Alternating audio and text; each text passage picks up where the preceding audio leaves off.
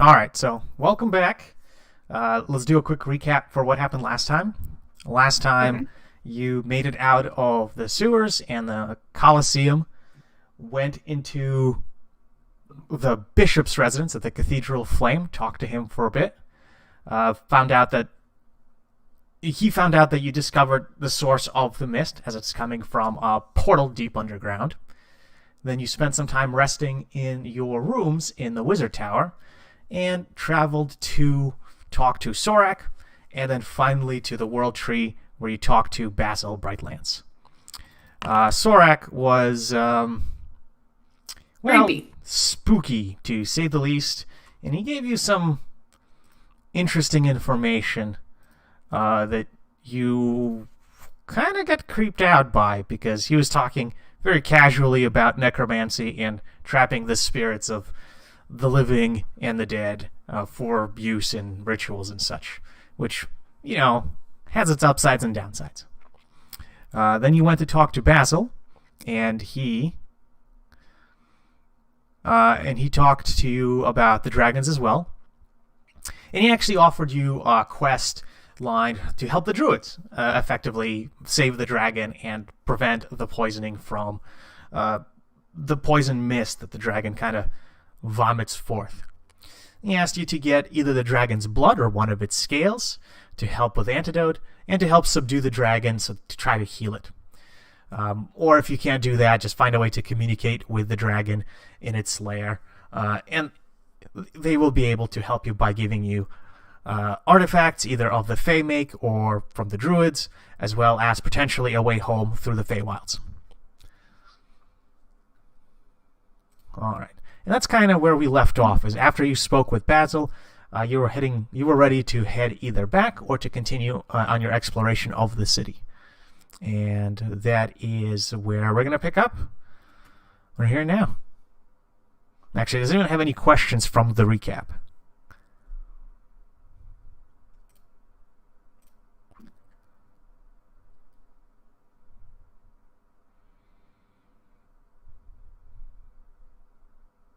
All right, I will say no questions. All right, then you may act as you'd like, and you can transition through the scenes that you have access to if you want to go to a different area.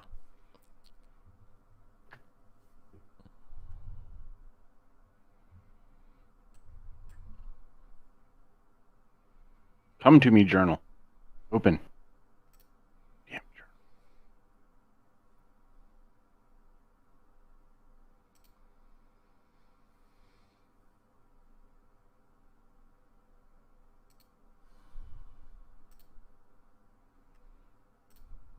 I'm guessing Tom and Dave are dead. Tom is still Close to it. here. I think Dave is joining us shortly. Oh no, that's Tom logging in. Oh no, that is Dave logging in. I don't know, the colors just switched around for me.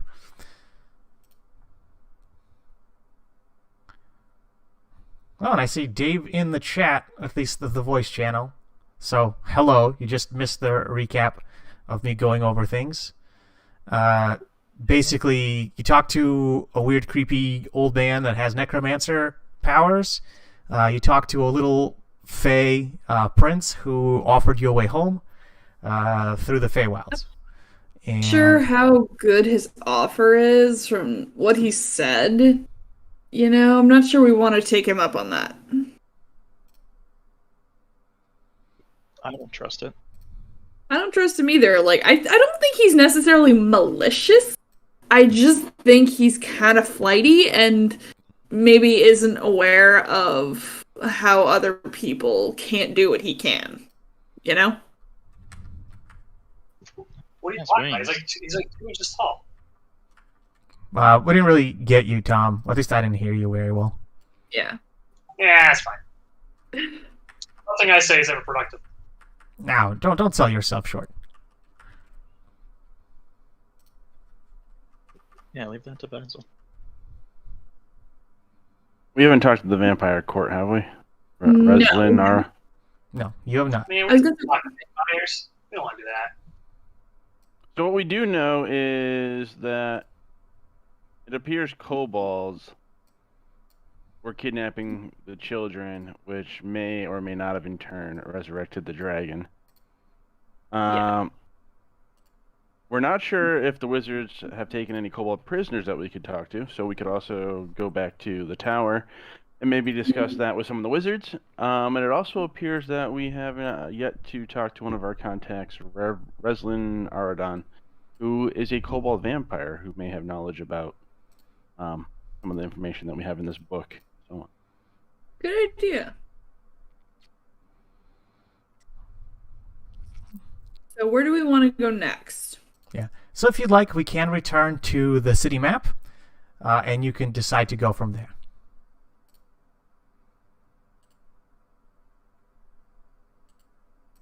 Let's freeload that.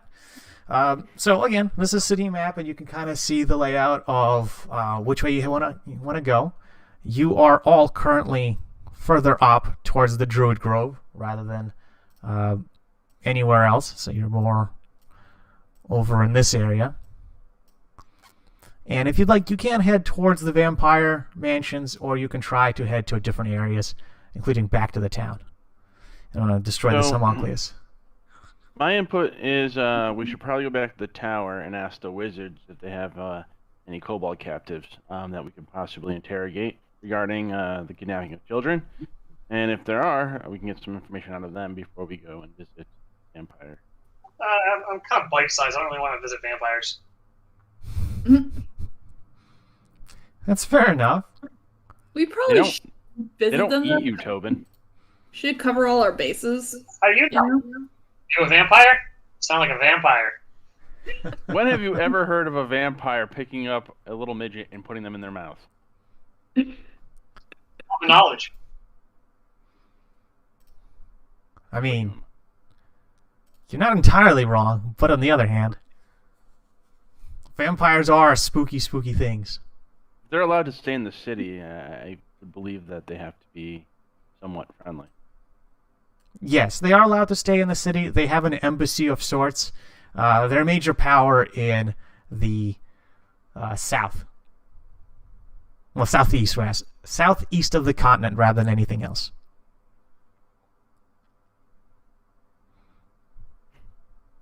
Is this going to be another last week where we don't get shit for input from, like, Tom and Dave because they're quiet?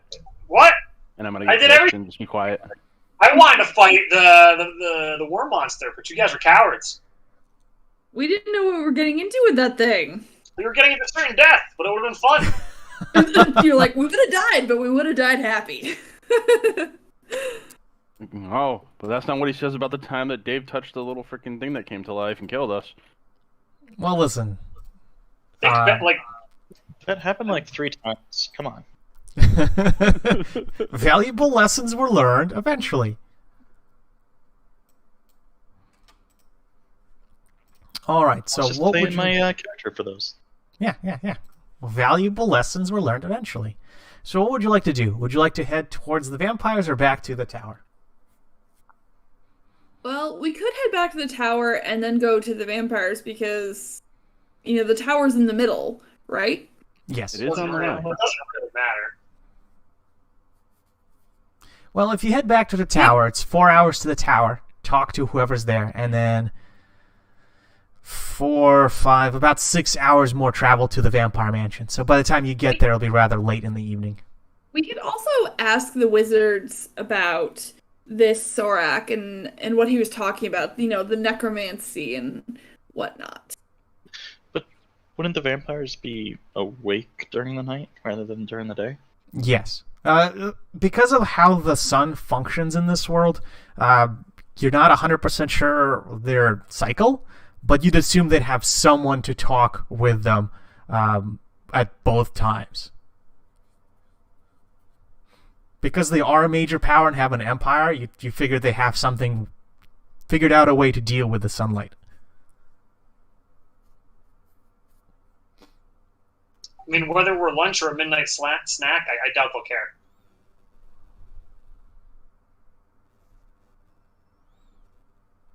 I would think it makes sense to cover our bases and at least see if there's any information we can get for the tower before we head. I agree. Okay. Sounds I good to agree. me. Okay, so you're heading back to the tower? Yes. Okay, let me just roll.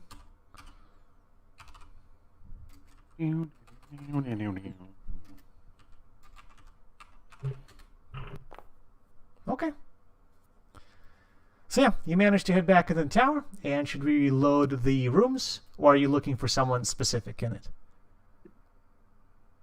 Oh, front thing. First, I don't like how you did that. What? Random roll of the dice. Don't worry about it. I just gotta do stuff from my Counter end. stuff, man. You suck. It's only slightly disturbing. It's fine. It's fine. You'll know when it happens. All right. So you can go to the tower on your own, or we can load into it, and I'll just do it now. So you're basically in there. All right, I'm taking. Yeah, you just immediately teleport to your own rooms. You're in room jail. No, but so yeah, you head back to the tower. You're able to make it in, and they do have an administrative level on the first floor. That's basically guards and a bunch of administrators just doing whatever mundane work requires to keep everything up and running. If you'd like, you can go in there and talk to someone there, or if you'd like, you can go back to your rooms and see if you can summon one of the senior wizards and ask them questions. I think we're better off with the senior wizard. All right. Yeah. Especially since we're doing this quest and work for them. This is true. Where are these assholes? So, do you want to try talking to Doran, Eleonora, or Newland? It's the one that summoned us. All right, so Doran. All right, so Doran will show up. Rice chicken. Waka waka waka waka waka waka waka waka waka. Just fly around. All right, so yeah, Doran will show up and he will ask you how you're doing and what is going on. Where are you guys? I can't see you anywhere. We're kind of in the middle, I think. Oh, hang on. Do I have the visibility set? Oh, you guys. All the important people see each other.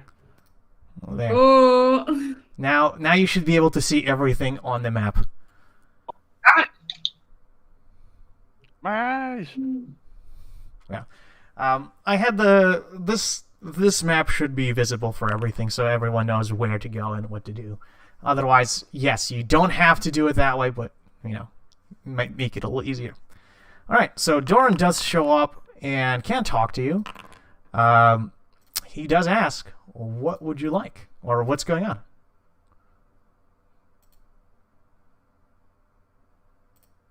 Must bring notes up.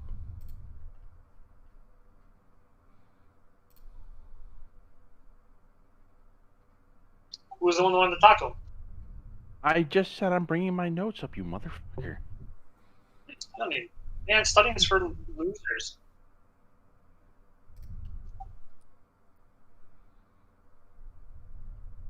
Yes, Doran. It's come to our attention that recently children within the city were going missing, and were being abducted by kobolds, who we believe might be the ones that have kind of orchestrated this dragon event. God damn it! I just zoomed in on Dave. That's fair enough. Move with everybody else. Sorry, Dave, you broke up. What was that? Can you unpause the game so I can move my character with everybody else, or just drag me over? Not paused. It's unpaused. You might need to refresh the page.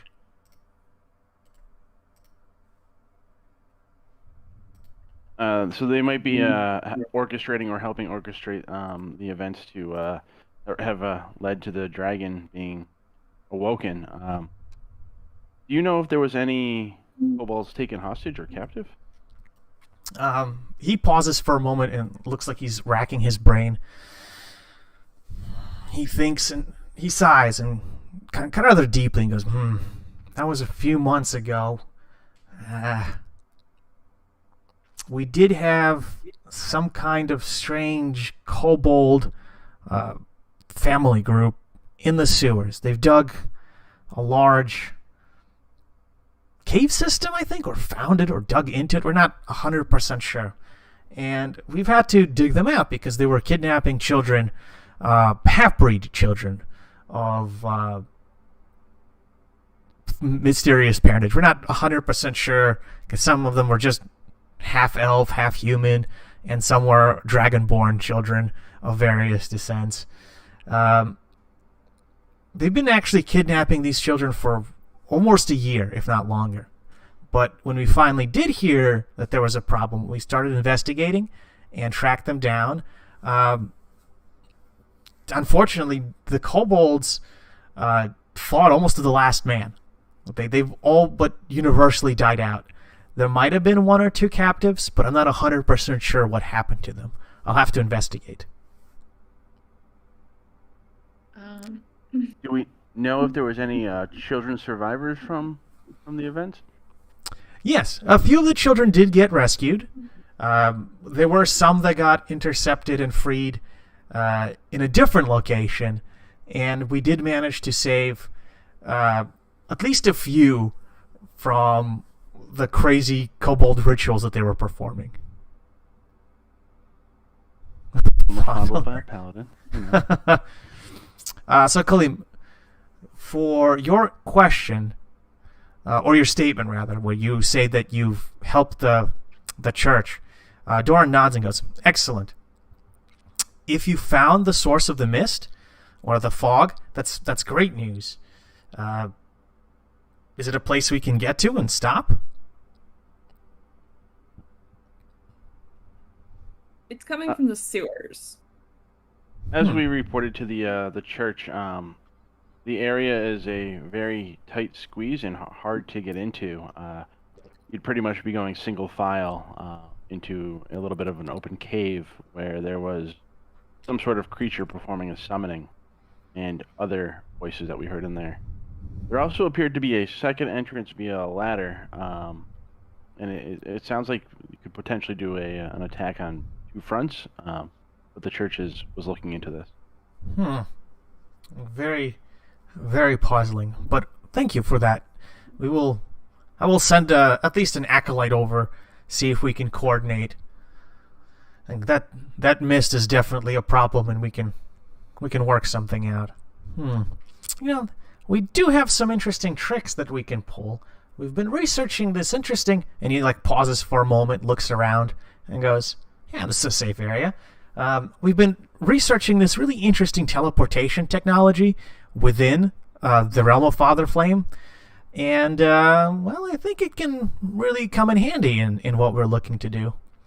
I think if you sneak back into that area, we can definitely provide a few teleportation runes, and they act almost like temporary platforms where once you cast it, it has a 10-foot, almost like a area around it that it can just summon or allow for summoning into that area on a quick notice. So we might be able to work something out, but I'll talk to the bishops and the church to see what we want to do.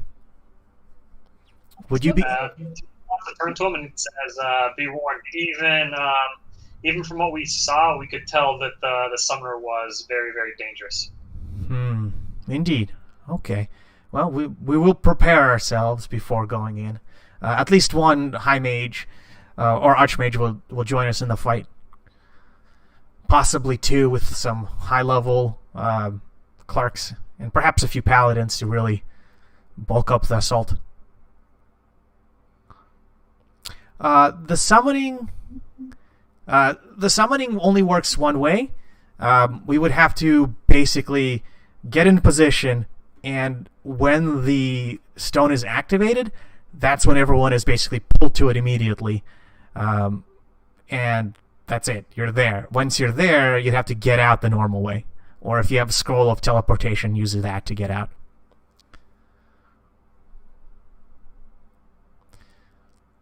So, yeah, is the summoner described to Doran, or do you just say that the summoner was powerful? I can describe it to him. That's fine. Okay. Do you actually want me to say it, or just assume I describe it? No, you can. You actually no. Do describe it. From what I saw from afar, the summoner looked it looked like a human, but it was also not of this world. Its skin looked like it was crawling, like it was made up of worms or some other disgusting creatures. Doran pauses for a moment and gotta do this roll with advantage because your description did just enough. Alright, well, 12 it is. Plus 5. Okay, Doran, takes a moment.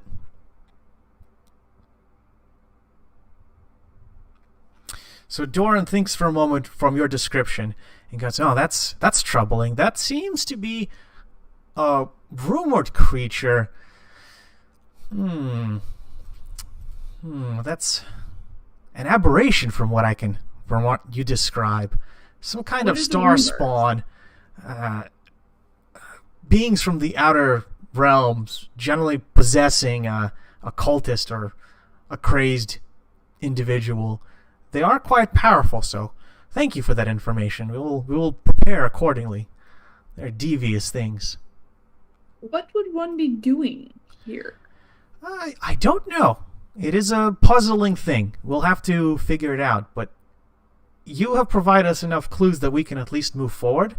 It seems that the fog and these things are connected, and if there's just summoning the fog from a different location, a different realm, or a different being, that would explain why it's so toxic in such a strange way. And then, Kaleem, when you ask what happens if a person or thing was in the spot of the summoning runes when someone else goes to that spot, Dorn tells you nothing good. Generally, the spell will displace them, literally just push them out of the way, but that can be rather explosive. Oh.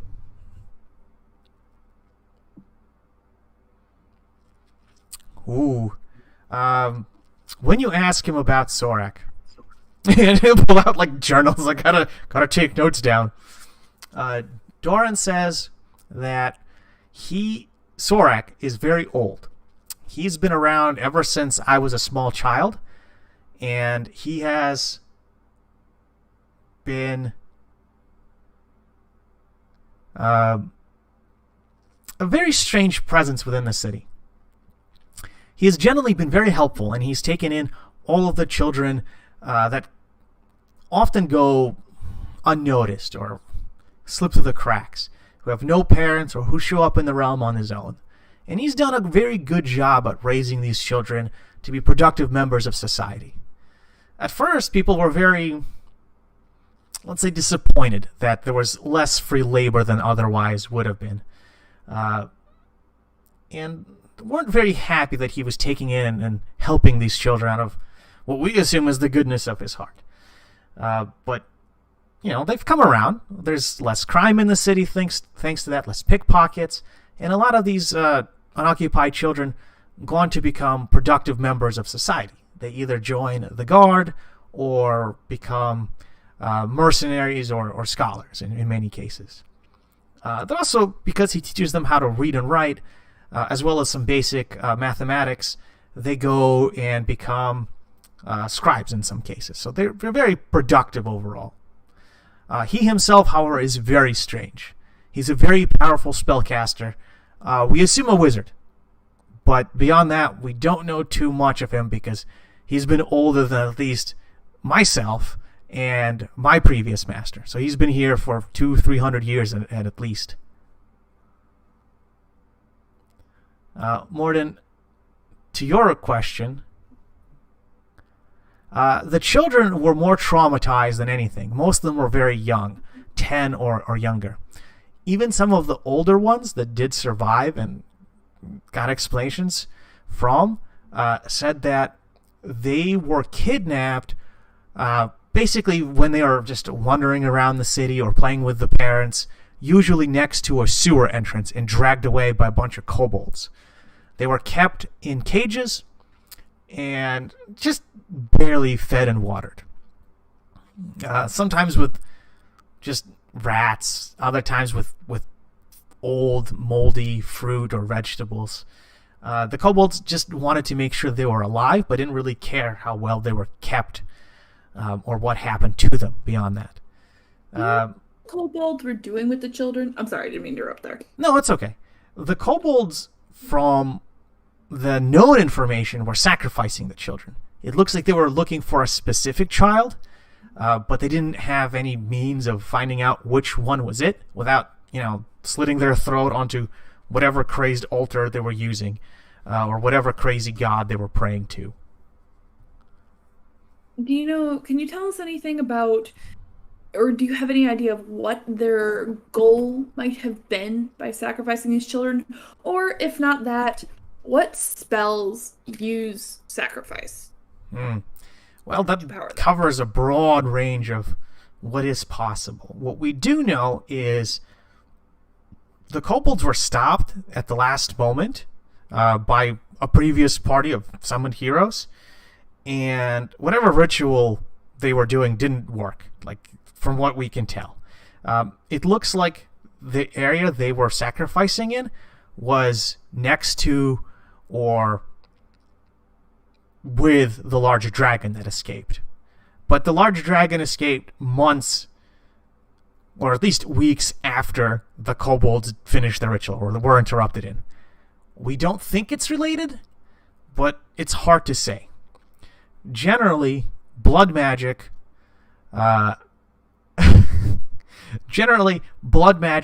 is very dangerous. It is used with mostly evil rituals like necromancy or summoning.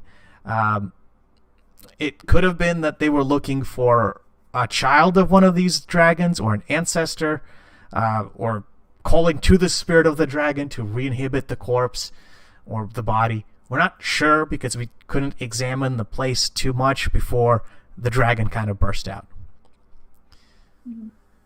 Interesting. Yeah.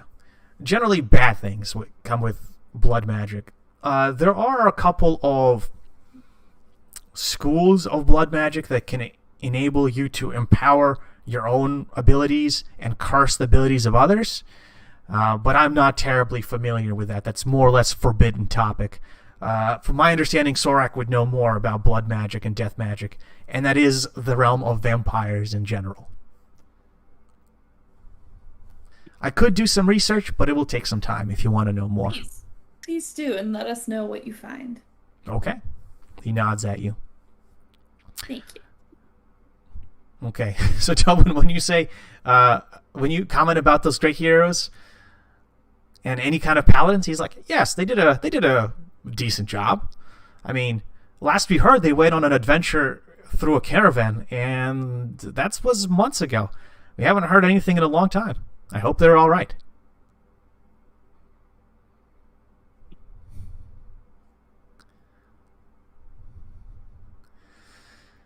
Oh, so yeah. So Kaleem, you show the journal to Dorian.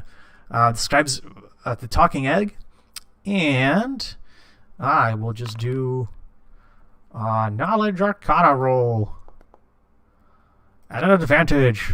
Wow, these are really crappy rolls. All right, so Dorian says he's not sure the last time he slept. Maybe he's tired. He probably is very tired. He's also going to do a history roll. Also an advantage. Hey, all right. That's not a shitty roll. Okay. So, Dorian looks at the journal, kind of ponders a bit. He goes, that's odd. An egg? He tells you that from what he knows, dragons lay only one egg in the realm. It's very rare for them to do anything beyond that. They can reproduce with humans and other species if they shapeshift and create dragonborn that way, but when they're in their dragon form, they only leave one egg, almost like a phoenix, just reborn through that process into its separate, different, more powerful being, but still remaining many of the characteristics of the old one, and including the memories and powers. It's a very odd process. They've never quite figured out how it all works. They just know that is a thing the dragons did. The eggs themselves, they can't talk. So whoever is talking through the egg is clearly not the dragon itself. It's either some kind of spell or there is a creature that's pretending to be the egg instead and manipulating these kobolds because it's an egg. It's not... Sorry, go ahead. Do you have any idea what kind of creature would be capable of either pretending to be the egg or speaking through it? Well, creature, there's nothing described here. We'd have to go on location and look. Typically, though, it's very easy to pretend if you have magic, or you can speak mind to mind. You don't even have to really understand or get any information from the kobold. You can just send communication one way to it. It could be that there was something hiding in the same location as the egg and sending telepathic communications to the kobold or doing magic to interact with him, but I don't know what without being there. From what they describe in the book, though, we did at some point in the tower history have arcane libraries and research libraries in the underground below the city. Most of them were closed down or lost over time because, well, there's no point really going down there when we have all these wonderful stocked rooms. But a few, let's say, odd, interesting characters did prefer isolated locations just in case anything went wrong with their studies. If something were to pretend to be the egg and, speak psychically to these kobolds, would they have to be in a specific range in order to do that? Yes. Or could they be wherever? It typically would involve them being very close to the egg, probably in the same room. However, it's possible to do it over longer distances using spells, but generally those are limited to 25-word conversations and nothing more. And in those cases, there's a limit to how many you can talk to a day. But from what the journal reads, this was a in-person communication directly at the spot. Okay. Thank you. Sure. Kaleem, to your response, no, it doesn't sound like the summoner is doing the same things. The summoner is more of a warlock, tapping a power greater than its own from an elder being from the outer dark. They don't really have... they can read minds and on occasion can speak to them, but generally no, they don't have the power to endlessly impersonate someone else, to his knowledge. He would have to research, but that research is dangerous. And then, how will the force you're looking to summon into the sewers be protected and not killed off as they are summoned in? In response to that question, he says that the summoning would happen instantaneously. When the rune is activated, basically they'll have people on standby. So those people are immediately summoned, and they're already good for combat. If the area has that green toxic fog, they will all be wearing helmets for protection. And then they will just immediately kill whatever's in that area and hopefully fix the mess that way. So in theory, it should be a very quick, very aggressive response with a very elite strike team of powerful characters. And they will go in, deal with the problem, burn everything to the ground if they can, and then teleport away within hopefully 10-15 minutes of the action.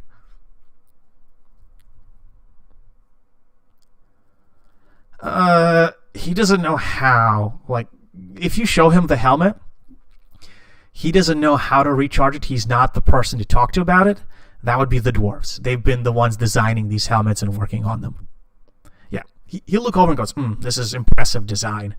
But you'd have to talk to the dwarves to either get new helmets or recharge them. He himself does not know how. He knows that they've been working with the tower and with the Cathedral of Flame on how these things are designed, but he himself doesn't know who's been doing that.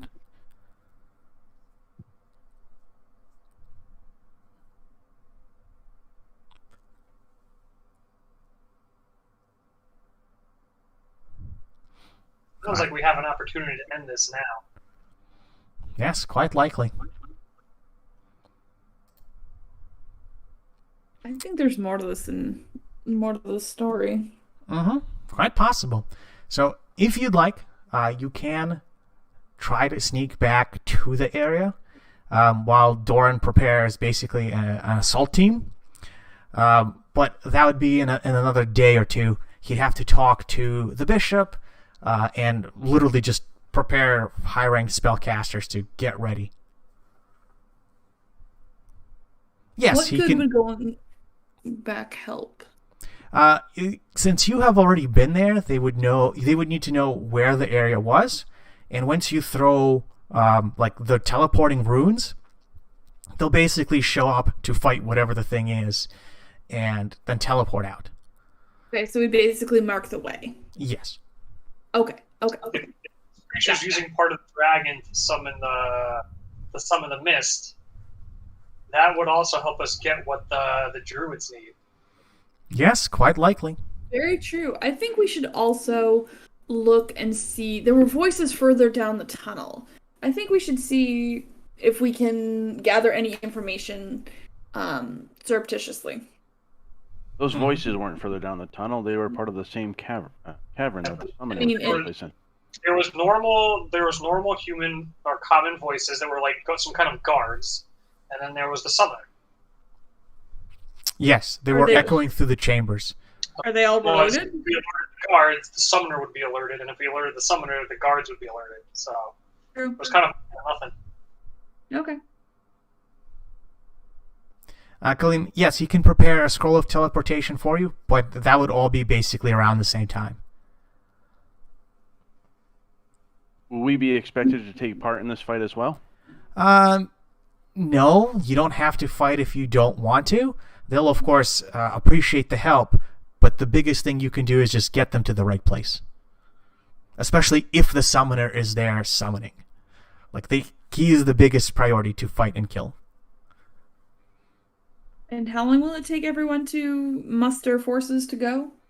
About 2 days. They need to get all the people together, get everything prepared, and just basically be on standby for you to go back in, make your way through all the caves, and then, force the teleportation. Well, we can certainly provide you gold and supplies, and should we succeed, we'll provide you, and he looks around very carefully, we'll provide you a few of these runes, so you'd be able to teleport on short notice from one place to another.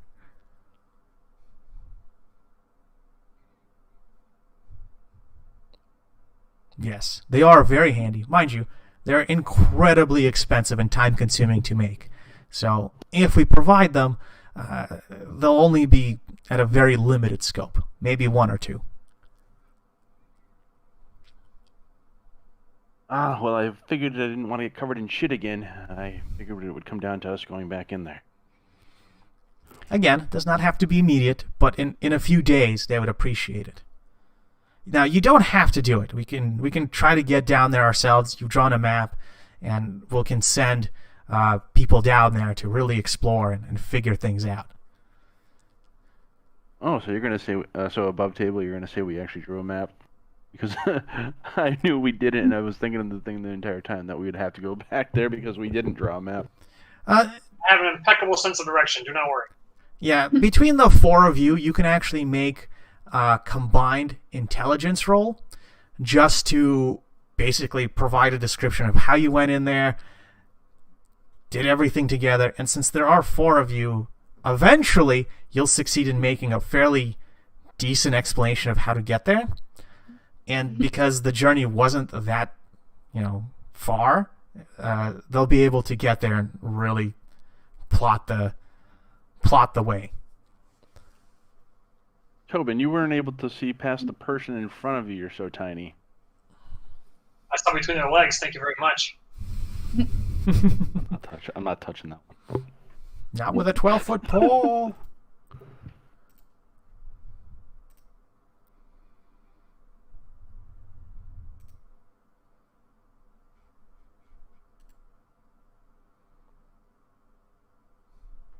All right.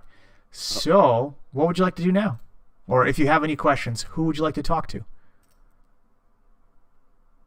I I think we should talk to the vampires, personally. Okay. We do have time, and information is power. Yes. What? Ask them. I think we should ask them about, if they know anything about the magic that could have been used, like necromancy, blood magic. That's right up their alley, apparently.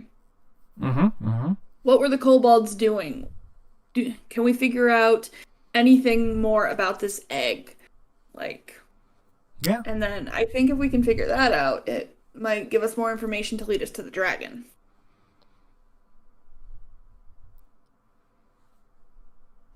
You could certainly do that. Would you like to make your way down to the vampire compound? Well, I would. Okay. Anyone else would like to go?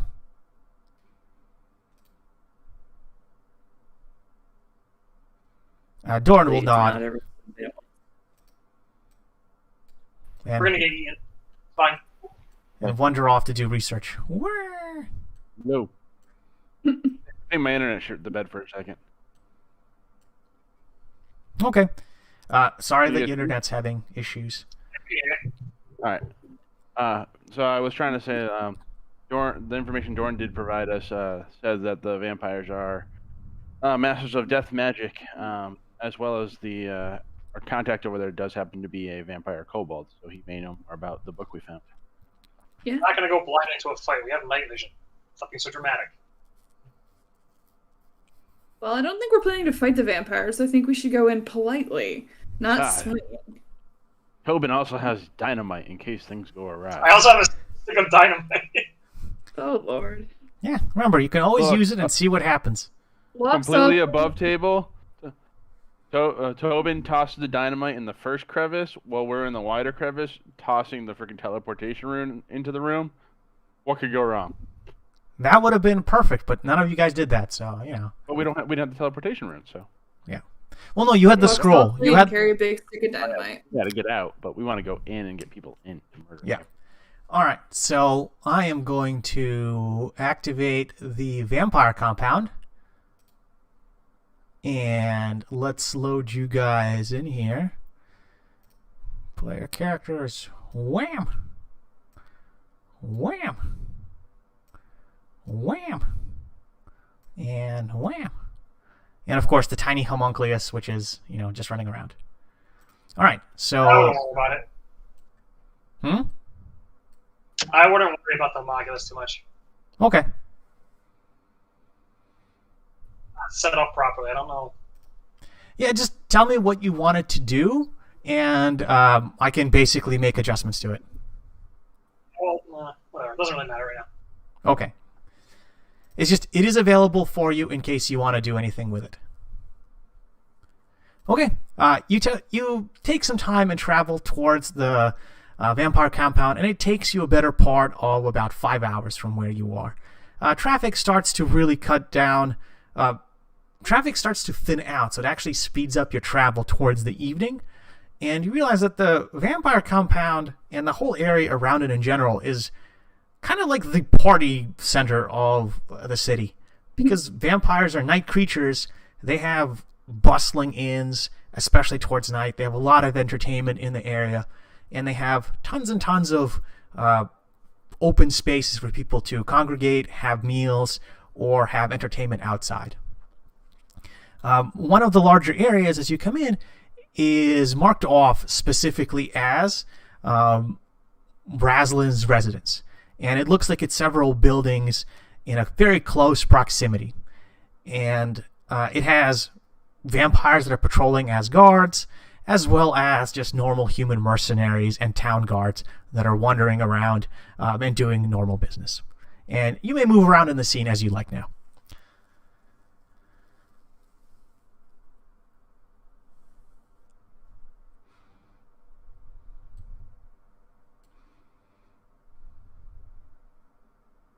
Ah, there we go. Sorry, I was partly trying to shift the screen so I could actually see. Yeah, you can zoom in and out with the mouse wheel, and you can use the mouse wheel to right-click and just drag the scene around if you need to. Left-clicking reload just the map, lets you but it's- select things. Being uncooperative. What's it doing or not doing? It goes to load and then it just stays on a gray page. Are you using Chrome or are you using Safari? Edge? Edge? I don't know. Edge Still just Chrome. Edge works pretty well. Anyone else having Yeah. issues? I did on the tower, but after the third reload, it finally loaded. Okay, that's weird. So welcome, man. I'm going in here. So the building you enter, it looks like it is a small, almost like a guard shack, where there's a vampire standing there or sitting behind a counter, and a tiefling is talking to him, going, "Yes, but I filled out the paperwork. When are you getting in?" And then you kind of like barge in and ask, "What are you doing?" And they're like, "We're conducting official business. Go away or wait your turn." And like the vampire points to like a bunch of seating, and he goes back, "Yes, welcome to enter, not welcome to interrupt me." And he continues talking to the tiefling woman, and she's basically just asks about the paperwork that she filled out, and he keeps explaining, "Yes, well, you filled out the paperwork, but it still needs to be processed by the normal channels. I can't just give you stuff. That's not how any of this works." And they just keep arguing back and forth.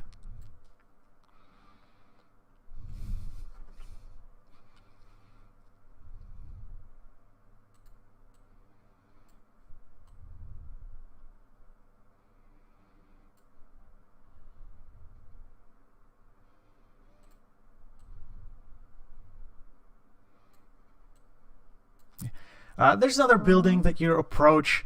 It looks like this is more of a residential area, or at least a bigger post for vampires. It looks like there's, in this area, at least 4 different buildings. One is the common entryway for people that want stuff from vampires. One is almost like a little armory for vampire guards, or at least lesser vampires who are just there to do someone else's bidding. There's one area that appears to be a common bathroom, like a vampire-sponsored bathroom that people are using, or in this case, waiting in. And one is the residence of Raslin. Where can we find Raslin? It's in the largest building. Okay. I don't have dark vision, so. Yeah, there should be light, and yes, you are having a little bit of trouble because it is darker. Yeah. But the building is right there. And let me configure this. Thanks, huh? No problem. Let's turn that off. And now all of you should see everything as if it's daylight, because you have I explored like to enough. imagine that we knocked politely before busting in. Yeah. There is a human woman that's sitting behind what appears to be just a counter, and she is just like shuffling paperwork into a thing. And you can all, yes, curiosity did indeed kill a dog. She seems to Ooh, I be like shuffling character. paperwork away. Yeah, every NPC you Oh. click on, when it's enabled, including yourselves, will have random sayings. Yeah, Does there- anyone know where my guy went? he's at the start. Oh, no, he's not at the start. He's by the residence building. Yeah. Do you see my character? Yeah, I don't see mine though. Mine's Refresh the What? page. I happened to mine the other day, and remember the last time we played? Yeah, you may Unless you need to do- refresh the page if it's not loading correctly. I still can't even get my shit to load. I don't know why it's just doing stuff. I mean, I did update the software to the newest version, but I've had no problems doing anything in it. It's been working great. Yeah, I it's don't know. it's weird. Then my internet shit the bed for that second, and now shit won't load back up. I can get to like the login, I can log in, and it just stops loading the page. Yeah, just give it a moment. I have. Without refreshing? Yeah. I just cleared all the cache and stuff with that too to see if it fixes it. Try Chrome if it's not working in Edge. I tried Firefox, same thing. I don't have Chrome. I'm sorry. I think Chrome's a pile of shit. If it makes it easier, I can share my screen, or you could watch it through the stream. I'm just gonna reboot my machine to see if that does anything. All right, I'll give you a minute. Right back. Yeah, we'll give you a few minutes. You guys, the rest of you, could walk around in the scene, or in this case, I'd like to talk to the lady behind the counter. sure. She seems like she is a normal human until you realize she's actually standing on a stool. So she's actually a halfling, just because of her height. She greets you and goes, "Hello, how may I help you?" Hello, I'm looking to speak to Raslin. She goes, "All right. Do you have an appointment? Is he expecting you?" No, but I'm going to show her my writ from the tower. I'm from the tower, and I was hoping he could answer some questions for me. Us. She goes, she looks at it for a moment and goes, "All right, wait right here while I go talk to him, see if he's accepting visitors." And then Thank you. she will walk out and wander away for a few minutes. You can make a listen check to see if you can hear her further in the building.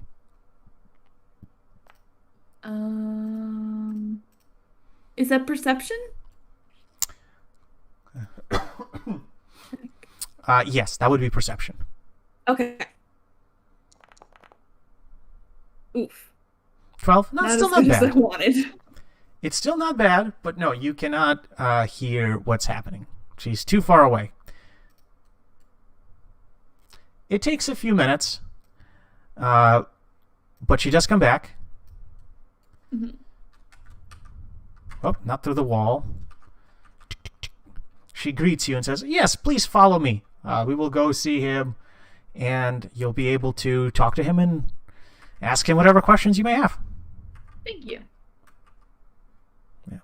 So you may need to open the door. She doesn't have to open the door because she's not a real person, so she can just teleport. So as you walk through the building, you realize it's a very nicely furnished building.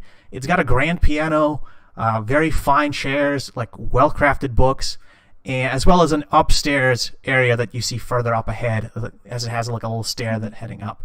However, she comes up to a room, and she opens the door and basically gestures for you to walk in. And inside it's a little bit of a mess. Like the shelves look a little dirtier, like they're scratched up. The place looks messy, like just messy. And then she goes, "I'll be by the counter if you need anything," and like runs away. Thank you. You actually take a moment and you almost can't find the person you're looking for a good maybe 5 or 6 seconds, because the kobold that you're looking for is wrapped, almost like nested into a large blanket in the bottom of the room right here. He is muttering to himself as he's wrapped into this large blanket, and you think he has some kind of book that he is reading, but it's hard to say. Before he looks up and sees the three of you come in and goes, "Oh, well, I wasn't expecting you as visitors. Who are you, and what do you want?" Alex, can you do me a quick favor and move me like to the tower? My character's still around. To the tower itself, or just anywhere? Yeah, just really any map. Like that's not that one. All right, hang on a second. Let me activate the tower instead. Oh, that's not the tower. Press the wrong button. All right, can you see this area? I'm gonna try to join right now.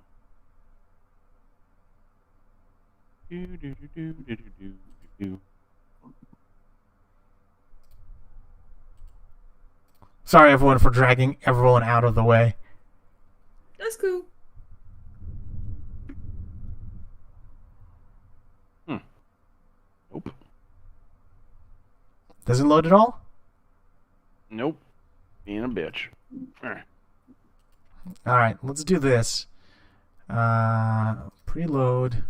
Activate. What about now?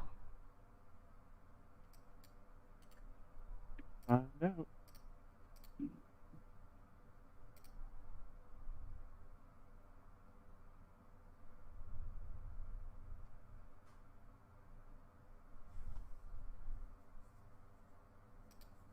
Loading longer this time. I don't know. Nope. I'll figure it out. I'm listening. So. All right. Do you want me to link you the stream so you can view it that way, or do you want me to just? Yeah, for now.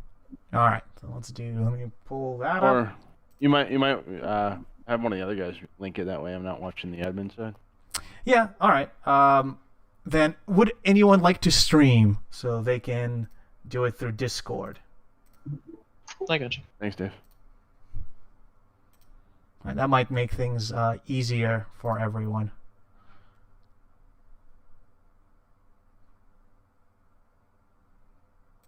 Oh, I too will watch what you're seeing, even though I see everything normally. Anyway, so you know, I will probably disconnect from this.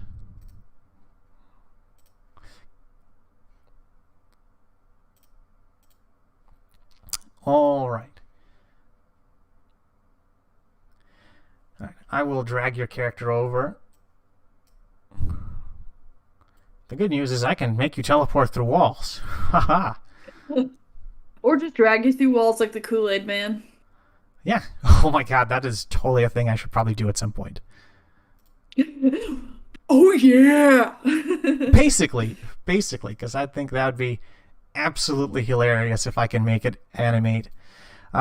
So you did walk, as you walk through the room, you do realize that there was another area on the right-hand side that appeared to have a locked door and stairs leading up to whatever area is above this one. But that one is a little different. All right, so Razlin. So Razlin, the kobold, has shaded gray scale and stands about 2 feet 7 inches tall. He wears a robe of bright blue, which has seen better days. Just from his quick corpse at you, you can see that he's relentlessly sarcastic, even towards helpful associates, and a little fond, perhaps a little too fond of honey, as you see scattered bottles around him that are literally labeled honey. Does he have a problem? He may. Razlin is a sorcerer of some renown and is quite old for a kobold, but you're not exactly sure how old he is. All right, and then let me show you the picture of Razlin. And someone just flew away.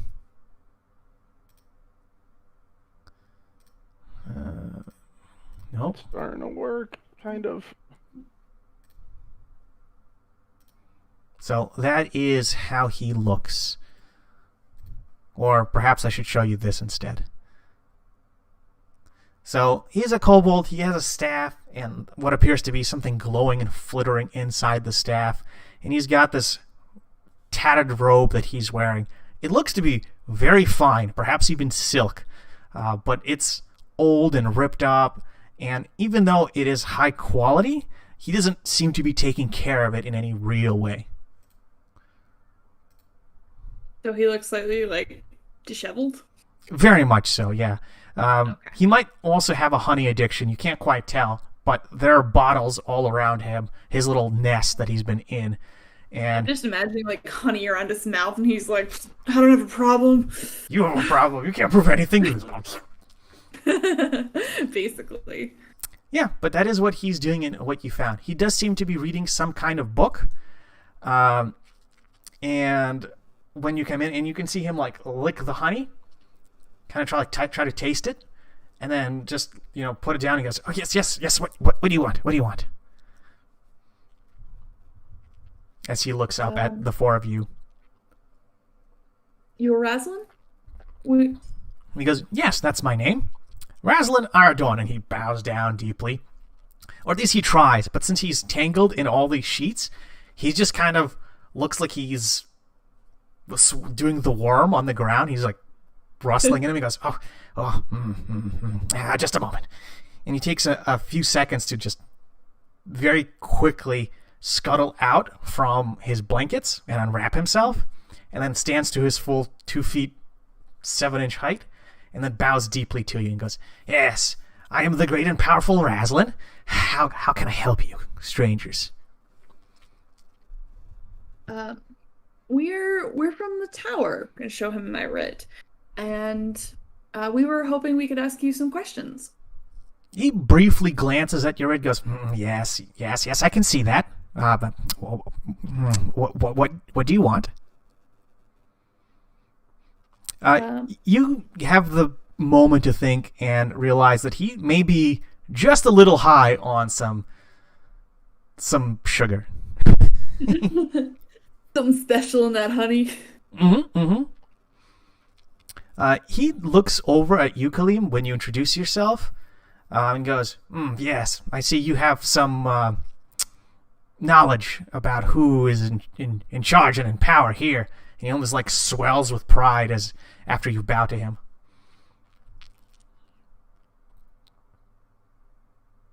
Now, ask your questions. I don't have all day. What can you tell us about the dragon? Yes, the great beast. It's certainly something. It was majestic to see. I didn't see it. It's hiding. I don't like loud noises, and it made a lot of noise. But as far as I can tell, it was a great and powerful beast. You have the thought that he doesn't know what to really tell you because he wasn't there. Like, he didn't see the dragon. Okay. When you say in Draconic, hiding from the chance to see such a beautiful dragon, Razlan kind of looks at you and squints and replies to you in Draconic saying, if I knew he was coming, I would have shown. I would have seen his majestic presence. But I didn't know. And the rest of you, who knows or understands Draconic? Me. Oh. Okay. Me. Huzzah. Why does everyone know Draconic? What the hell? It's fuck you, that's why. Because the campaign is about hunting alright. down and killing a dragon. Yeah, Recommend. but I was summoned from my random world, and I didn't know that shit. Okay? That's fair enough. It's all Lived in good. a tree or something.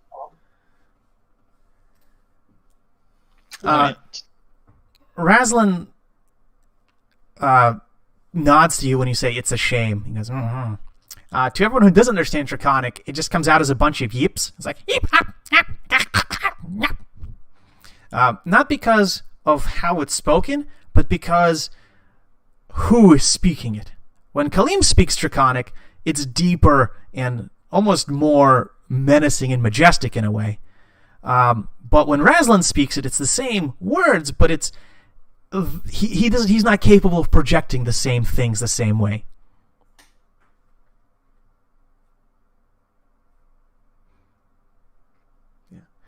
Razlan tells you that he says this in common so all of you can understand it. He says, I have need of things, and since you are heroes from the tower, I assume you have need for things. I offer a trade. You help me with my dragon problem, and I give you riches. What kind of dragon problem do you have? That I don't have a dragon.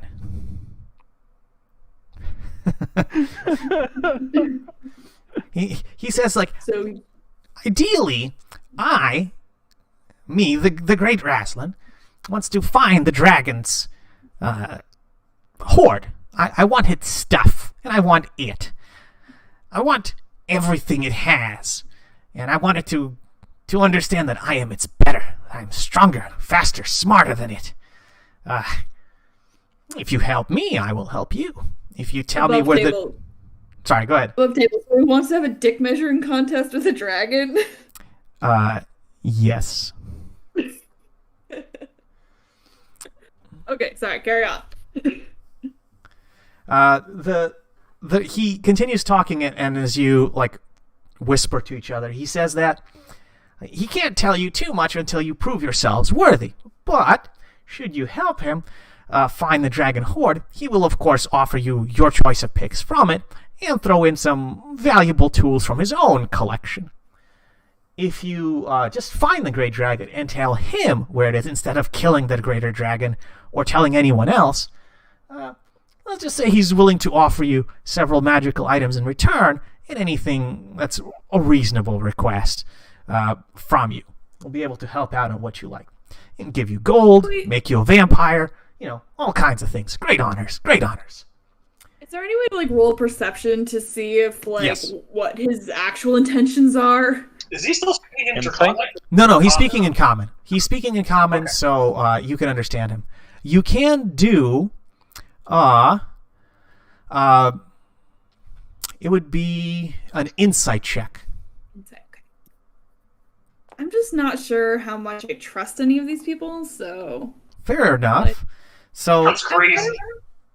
yeah. What makes me suspicious is the don't tell anyone else. I'm like, what's your real game here? So, unfortunately, none of you rolled terribly high except for Morden. Ileana, you have... Well, actually, I should probably roll...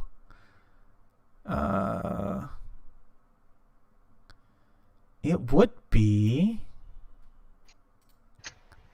alright, so you just... No, you still fail, because he's got base skills. Okay. Son of a bitch. Yeah, I don't have all of the high-level NPCs imported directly, because unless you're fighting them, you don't need to know what they can do. So you'll see the base roll, a d20, plus the bonuses they have open on a separate page. Okay. So he did roll just a little higher than you do on your insight check. So you're not quite sure if he seems in his right mind. However, Morden, you have that flash of inspiration where he may or may not be bluffing. Like, he'll definitely get you stuff if you tell him, but he probably doesn't want to confront the dragon on his own. Like, he might be powerful, but he's not that powerful.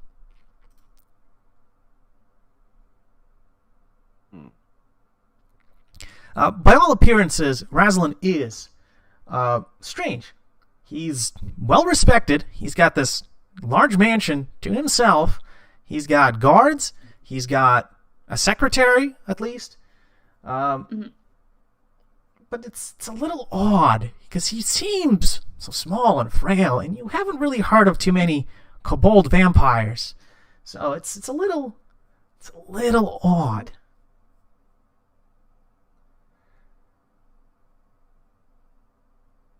Yeah. So he does have some difficulty in maintaining order in his room itself, as it's, scratched up and kind of messy. But everything else seems very well. All right. Sorry, hang on. Before I respond to some more questions, he basically offers you a quest that's in the journal entries now. It's 3 parts, just like the Druids one. One part is if you agree to help him find the dragon hoard, he will give you items off his own, as well as any choice picks from the dragon hoard itself.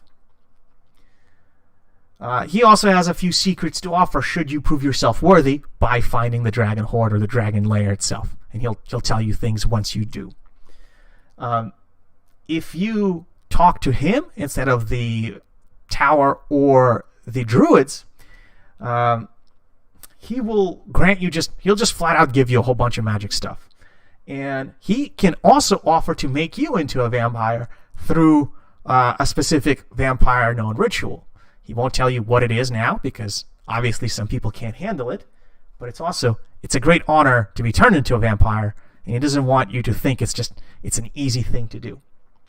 Finally, if you do fight and kill the dragon, he will offer you great wealth for its corpse, including any locations. even more if you agree to trap its spirit into a magical artifact. And if you agree to any of his conditions, he'll tell you more. Where would we get said magical artifact? He tells you, don't you worry about that. I'll have to get that for you, but it's doable. You just have to agree. Yes. Make a deal with me, and you can't go wrong. If you're looking for a way out of this place, we, the vampires, might know a way home. I'm not going to tell you. It's a secret. And he smiles, and you see like small, pointy, white teeth, but some of them are cracked and replaced with like a gold tooth instead.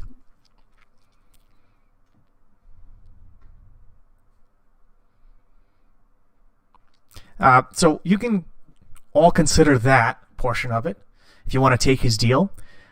Which you show him the journal from the other kobolds talking about the egg.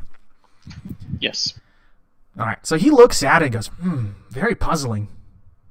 He goes, eggs don't talk. That's just weird. But the rest, if it could, puzzling. I know many things, but this is odd. If you find the egg, give it to me. I will give you gold, lots of gold. What would the egg do for you? Well, it's a dragon. I'm a dragon. We talk. I thought you said eggs don't talk. Well, normal eggs don't talk. Dragon eggs? They may. I don't know, but I'll find out. You may make another insight check. Okay.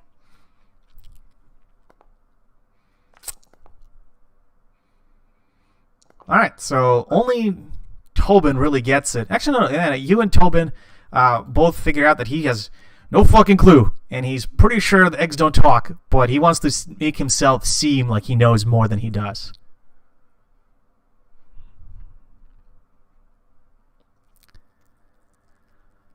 When you tell him that his reputation precedes him, he kind of puffs up even more. He goes, yes, I am important, I am well known, I am powerful. And he swells with pride and takes a few steps over and sits in his chair, which you can see is scratched up from just his claws as he digs into it. He goes, yes, I know many things. Once we're friends, once you agree, I tell you many things.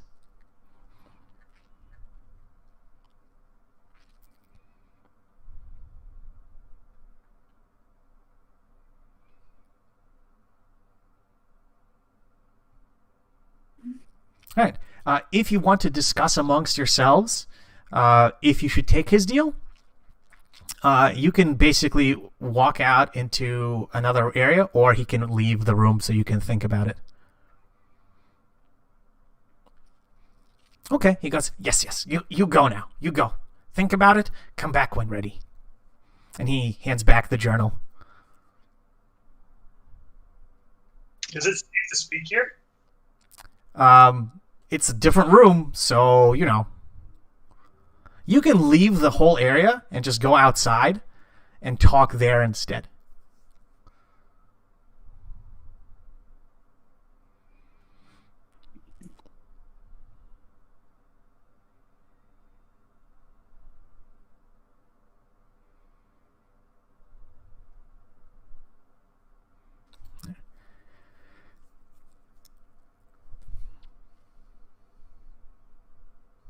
All right. What do you guys want to do? Well, I'd like to be able to ask him some more questions, but I'm not sure he's going to answer us unless we take his deal. Yeah. All right, I want to whisper to the people near me, like, Kaleem, are you stuck in there? What's going on here? Yeah, I want to whisper quietly to the folks near me. Like he doesn't know what he's talking. He's completely bluffing.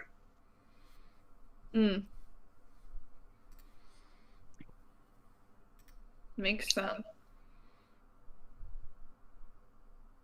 He was trying to get as much information out of us as we're trying to get from him. Do you think he knows anything? I'm sure he knows something, but I don't think he's trustworthy. He definitely seems to have his own agenda, as does everyone else around here. I agree, but he seemed to be bluffing a lot on some of the things he was saying.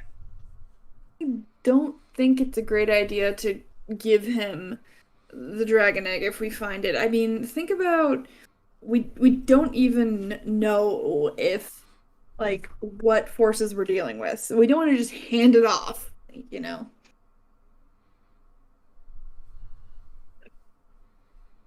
Get ahead of yourself. We haven't found anything yet.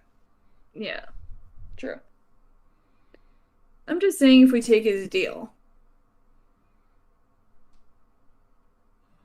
Yeah, few beings are powerful enough to face a dragon on their own and live. But yes, you do realize that basically every faction has their own agenda, and Razlan has his own goals. You might not understand him or his goals yet, but you will be able to work towards it, and he will help you, assuming you take his deal. If you take him at face value, he seems to want prestige. Like, he wants the Horde in order to make himself better. To be like, I'm Razlan, I have all this wealth. You know?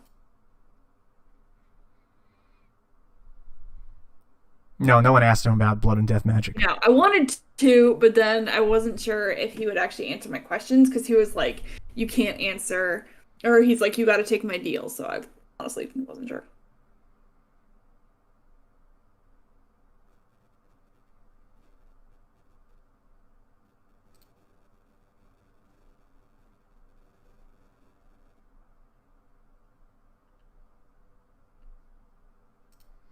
Yeah.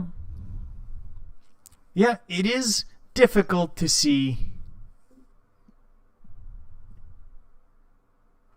Yeah, so you can. Damn it, you guys are role playing very well. just gonna throw that out there. Well done. Yeah, I'm really pleased with how chat is working out.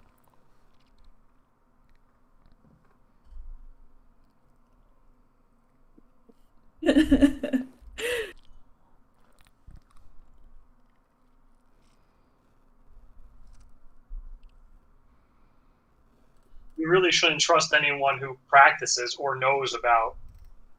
Hey, what are you doing over there?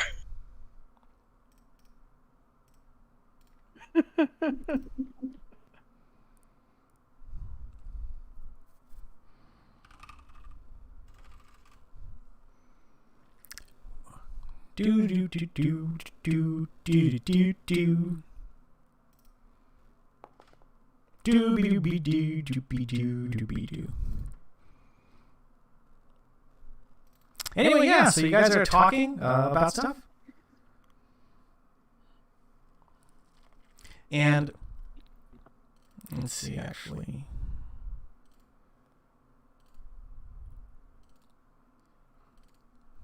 Well.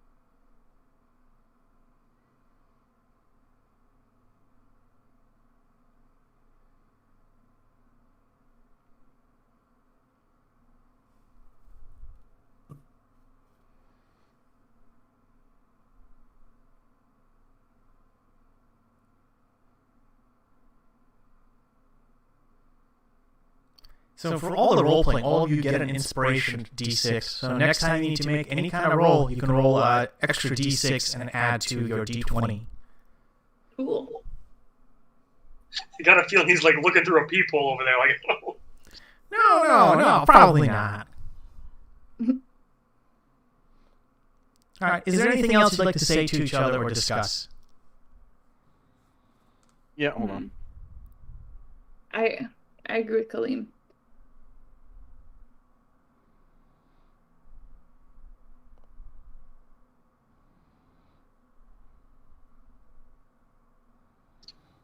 What do you mean? A ton of people offered us. Every single person we have talked to so far has offered us assistance. He should be knowledgeable, though, about the blood and death magic, which is what we need. Offered us assistance. Everyone's offered us assistance, but all of it comes at a price. No one has truly offered us any means in strengthening our group here to attempt to fight this dragon. Everything has strings attached. Magic weapons and items would greatly help in our adventure. Plus that thing. Plus, what are you talking about? The only people that have given us stuff are the church, and it's a helmet. What are you talking about? Reslin did offer to provide us with items as we become. What offered to turn you into a vampire? You're the one who just. Also, do we really?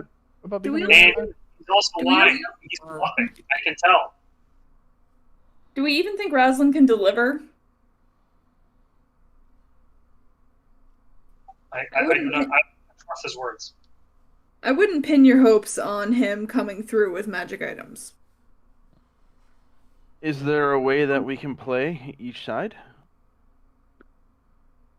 Really, the only ones that we can rely on are already within this group, as I mentioned. Yes. Looks like that dealing with vampires is already dangerous business.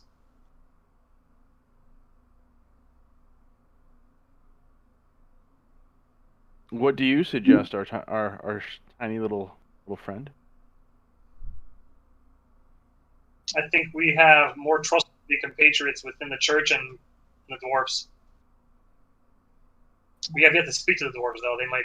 They generally live with more honor.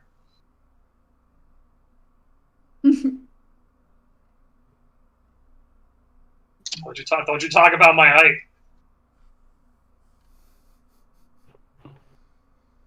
Perhaps with Raslin we can be non-committal for somewhat to see if we can get information out of him with the knowledge that it may not all that bleh. Sorry. It's all right. Above table, isn't one of our characters quite charismatic? I don't think so. Persuasion? I am. We could persuade Reslin to believe that we are going to assist in him in exchange for information. However, it does not mean we have to commit to that. Yeah, I would be cautious about entering into deals with vampires. I'm pretty sure Reslin and I could get along.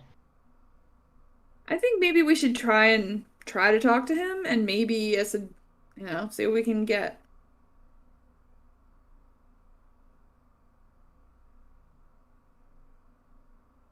Ever hurt vampires in D&D? Sorry, what? What? Does silver work on vampires in D&D? That's werewolves. Yeah, it is werewolves. I'll just use fire like I use for everything else. Holy water and dynamite. Fire works on just about everything.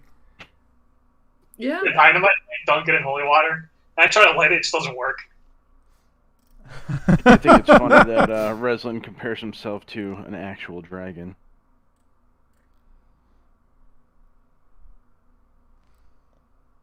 It's called an inferiority complex. True. Kaleem's clearly got a thing for Reslin. Alright, so when you walk back in, you have that moment where you see Raslin kind of digging through what appears to be a trunk right next to his door. And he's just looking for stuff. He's like, no, yeah, that won't do. And just like, he takes an item, and you see it has like a faint glow, and he just chucks it back into the back of the room, like in this area, and just like throws it away. He's like, now, looks for something else. He goes, now, this might, now. And he's like, oh, you're back. And he closes the trunk and then walks off a little bit this way. He's like, yes, so you've talked?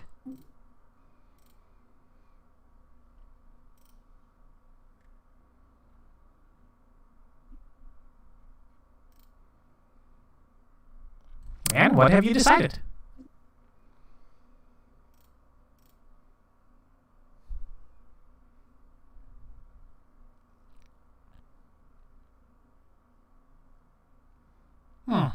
He tells you. Follow Kaleem. All right. Yeah, he says. Cut him off. Death magic here is strange. Very, very different. I'll let you know this for free since you're strangers here. Well, we can work out a deal about the dragon separate. Call it a gesture of goodwill. And he smiles with his teeth again. He tells you that blood magic and death magic are two different things, generally from the school of necromancy. Blood magic is more ritualistic, although there are instances of it being used in active combat with a certain type of user. Generally, it is something called a blood hunter.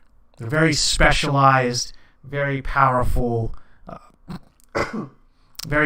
beings, but it's very rarely taught because it's difficult and very dangerous to practitioners.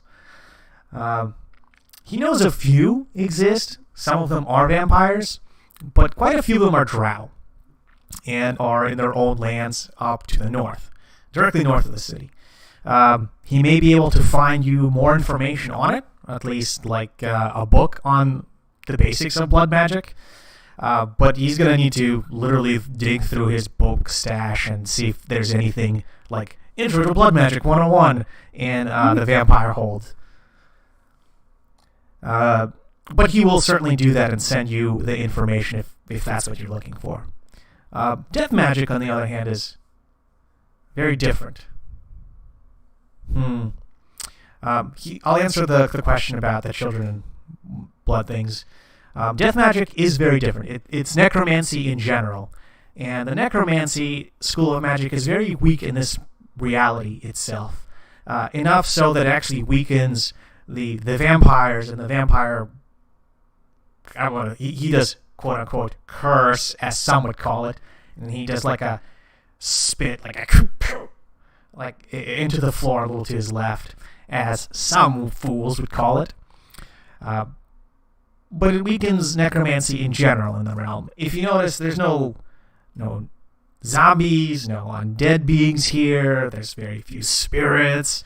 Like, with some exceptions, the undead basically don't exist in the world outside of us. And he points to himself and just like it does a general head to toe gesture. Mindless undead, completely non-existent. Spirits with powerful animosity, rare and generally don't hang around for too long. Necromancy in general seems to be almost sucked into the ground. It just gets pulled away and ripped apart and gone.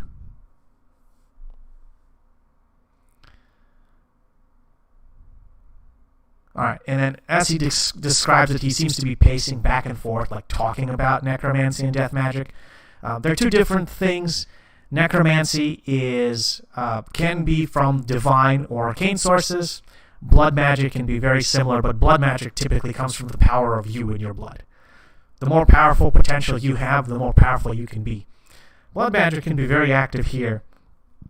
Death magic is very weak here. Just sometimes he shakes his fist towards the sky. He's like, that's the only reason we haven't taken over yet. And then he looks down again. Above table, we fought mindless undead in this world before, right? Yes. There are circumstances which allow it for it, but some circumstances don't. They're not normal, let's just put it that way. Normal undead just don't show up.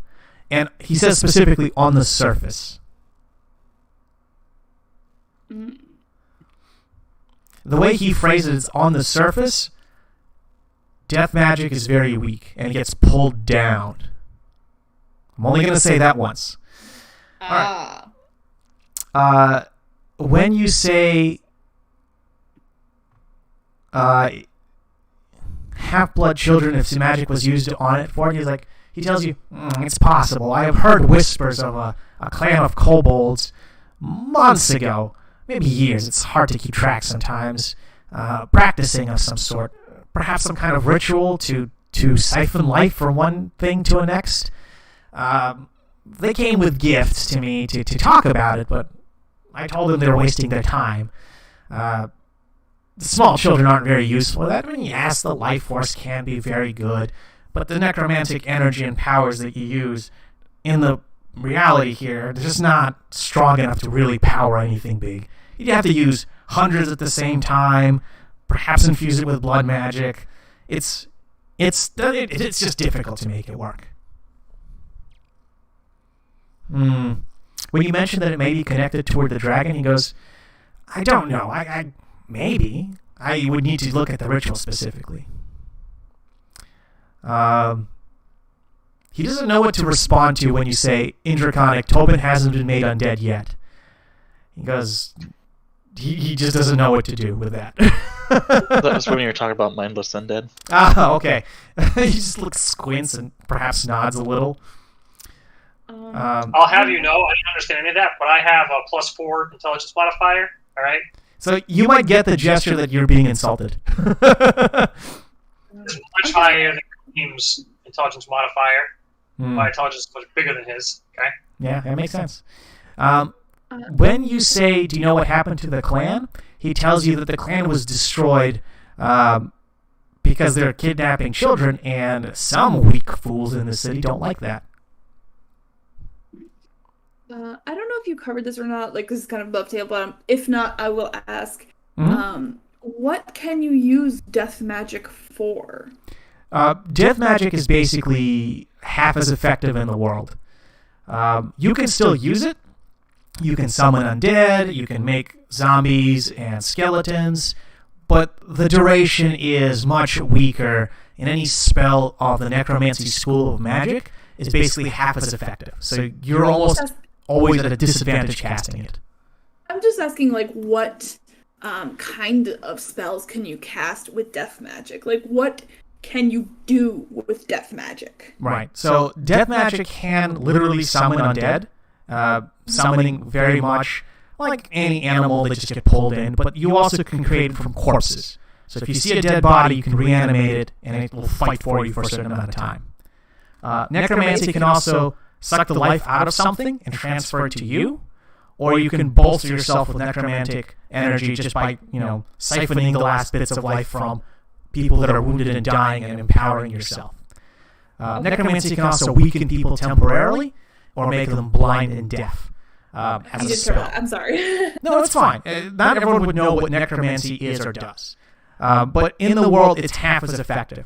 So if there's a duration for the blind spell, you would get, or if there's a save for, let's say, blind deaf spell, you would get an advantage on it because the spell itself is weakened when it's cast. If there's a time limit of it of a minute, it's now 30 seconds. So everything is literally half duration and half power. Is it possible to extend your own life using necromancy? Yes, with extremely powerful necromancy, it is possible. Again, this is above table. You can ask him in-game, and you'll get a different response. Sure, I'll ask him in-game, too, if you don't mind just kind of... Sure. He looks at you and goes, yes, necromancy is very useful, and it is claimed that a powerful necromancer created the vampire blood, as he points to himself, and our mighty powers back in the Wanderer's dawn of time. There's other ways to extend, and he smiles again with all the fangs looking sharp, your lifespan, but they are hard to do, difficult, cost many souls, much blood, and you don't look the type. I'm going to say in Draconic, thank you for answering my question. And he nods politely at you. Morden, when you flatter him, he, again puffs up his chest. He says that the clan Whisperwing is the last I've heard of him. Who they served was a mystery. They seem to be a very insular clan, at least towards the end. I kind of lost track of them because they're not that important. I am mighty, they were weak.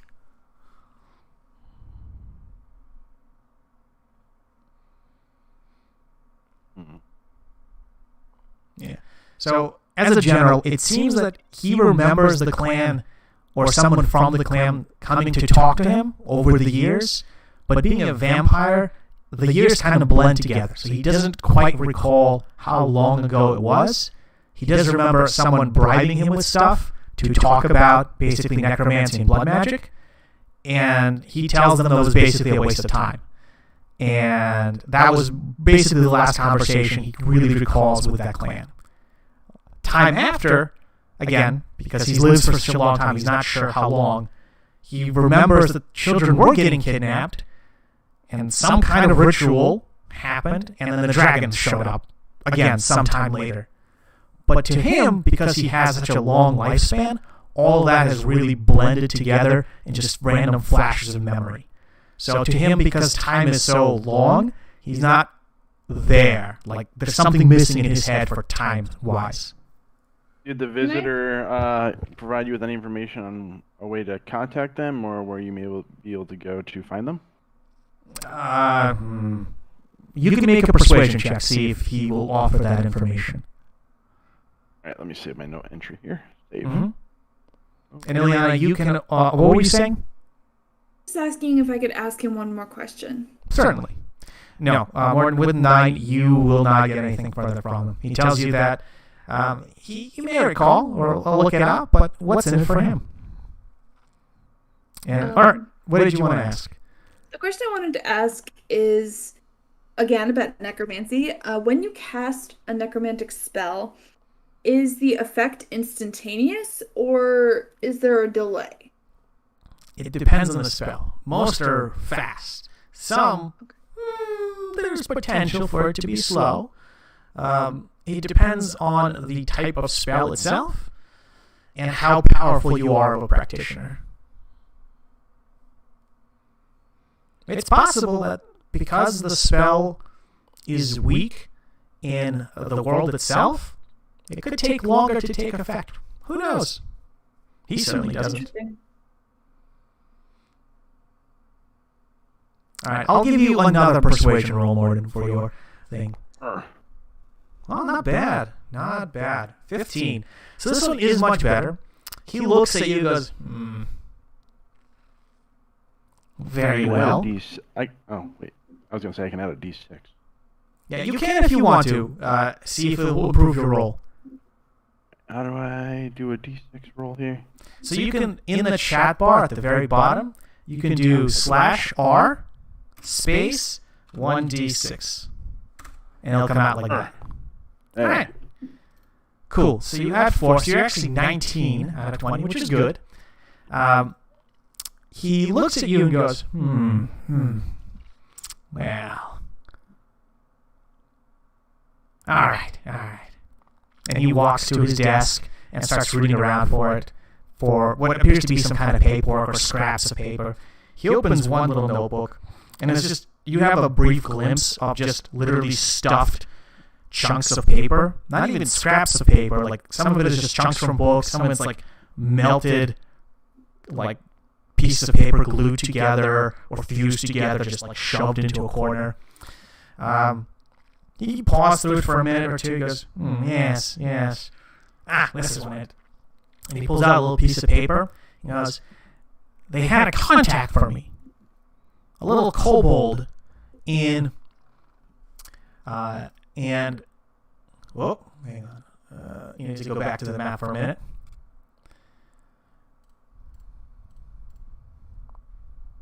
He's a little kobold in the south working for the dwarves.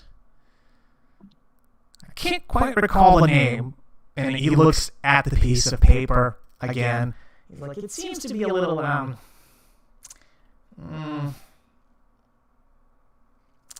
damaged. I think his name was Zaz or Raz. Maybe Talk, I'm not sure, but like one of those three. He might still be around. You said Talk? Raz, Zaz, or Talk. Well, I'm not sure. The writing is kind of difficult to read.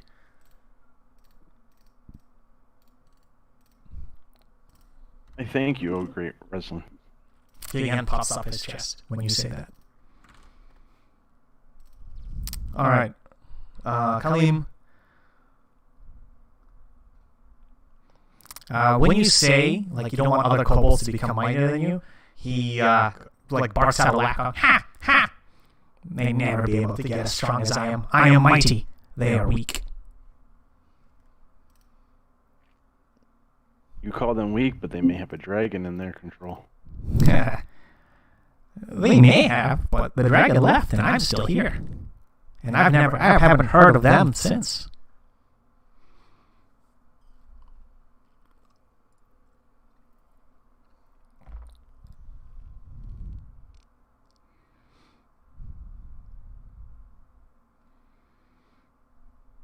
Yeah, I've been stuck in this hallway for a while. Do you want to go into it? Because you should be able to just walk through Kaleem.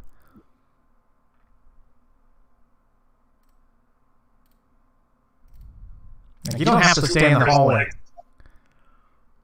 Do you not remember Alexi saying forever ago that we can walk through each other? There's hallways and doors. Yeah, there should be nothing stopping you from just moving right through each other. I've already done that. Mm-hmm. Running over other people.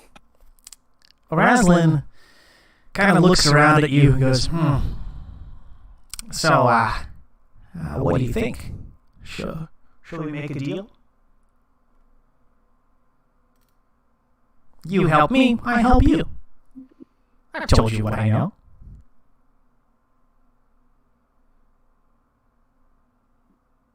I could tell you more, but first you must agree.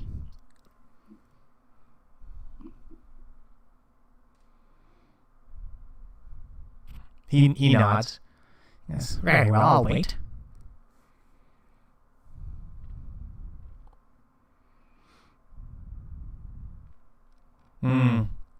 He's like, yes. The fools rush to make decisions. The wise, he taps his head with one of his claws and says, the wise take time and think about it. He's like, very well, you may go. I shall wait here. Find me when you're ready.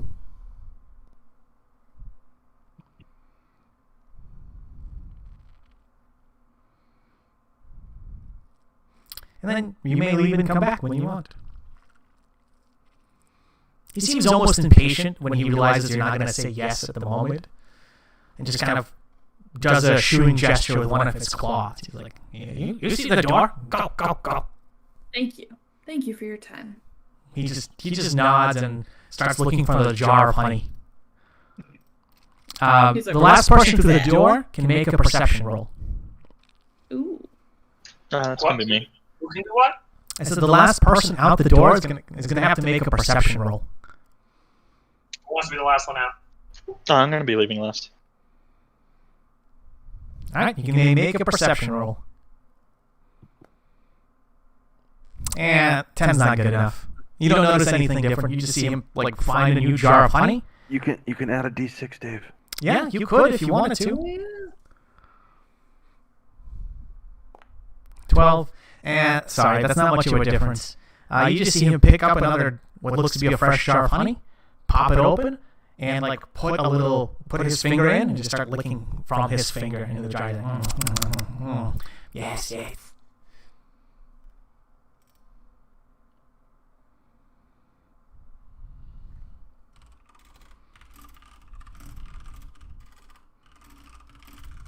He's fucking cracked out on honey.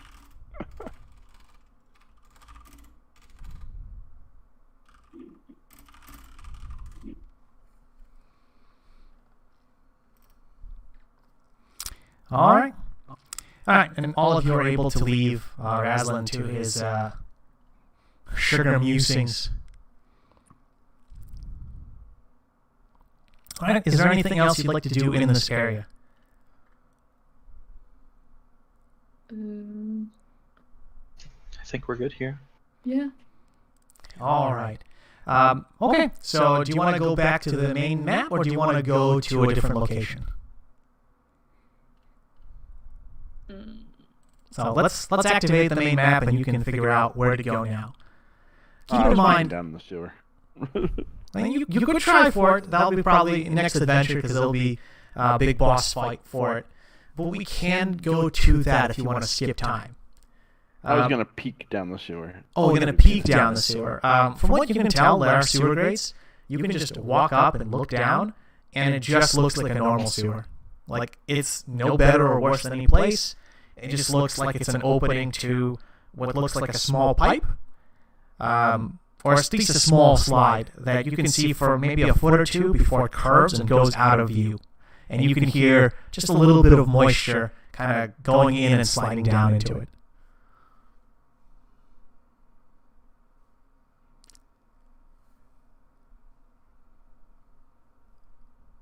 All right, guys, I think we need to go take a trip to the dwarves. We need to look into getting our helmets recharged anyways, and we also have a potential contact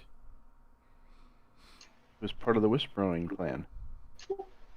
We should probably grab a bed for the night, no?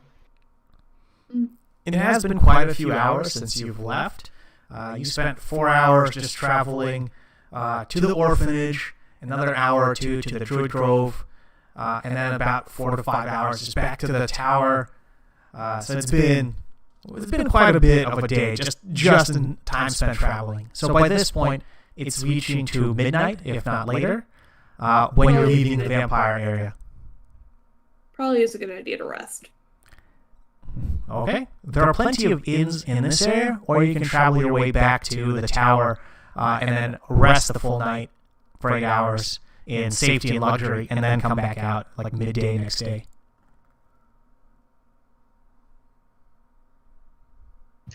I say just make the night here.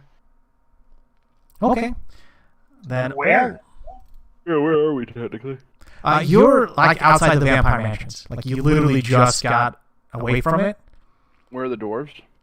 The dwarves are here. Like that, there's a whole section of dwarf, like town basically, in that area. Yeah, basically it's almost the same distance to the tower from where we are to the dwarfs.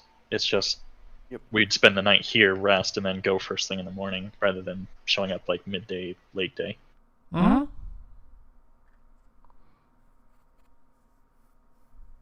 Very well. I am all for finding an inn in this area. Yeah. Okay. Then what we're going to do is I am going to roll a thing.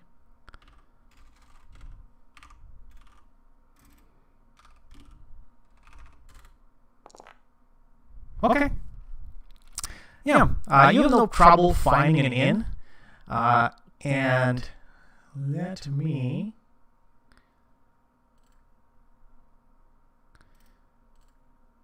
We're going to go into the scene. Wait, this is the wrong scene, sorry. I have it labeled very similar things, so I definitely pressed the wrong button. So we are going to load into this scene instead. And let's put people down.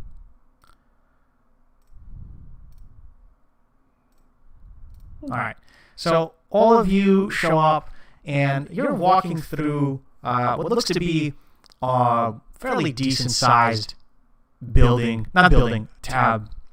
fairly decent-sized street. There's still people wandering around, talking, and you're making your way towards what appears to be an inn at the end of the road, because you see a large sign saying, like, residential area, like, this is an inn, because it's called, like, Boar's Head Inn.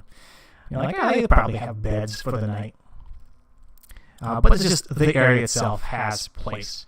And I'm actually going to pause for just 2 minutes so I can get a drink and get some water. And then we will roll through this.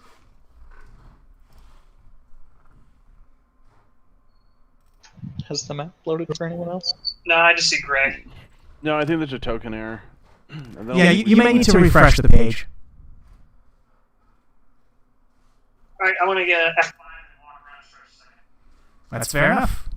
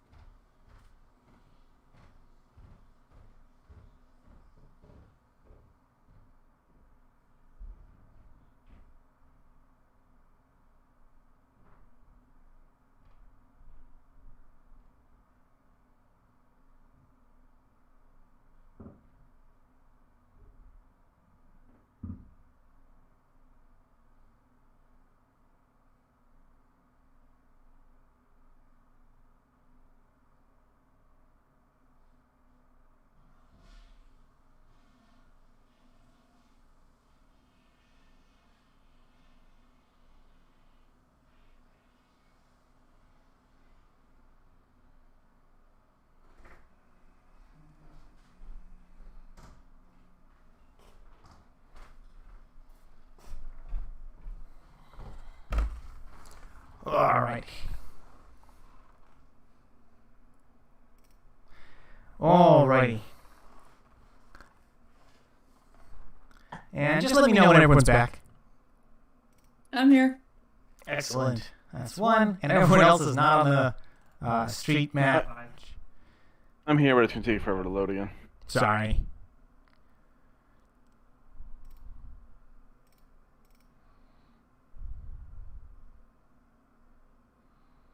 And yes, it might be a good idea to get some honey for Reslin, since he does seem to enjoy it. I'm back, and it looks like it's loading now for me. Okay, just let me know when everyone's loaded in.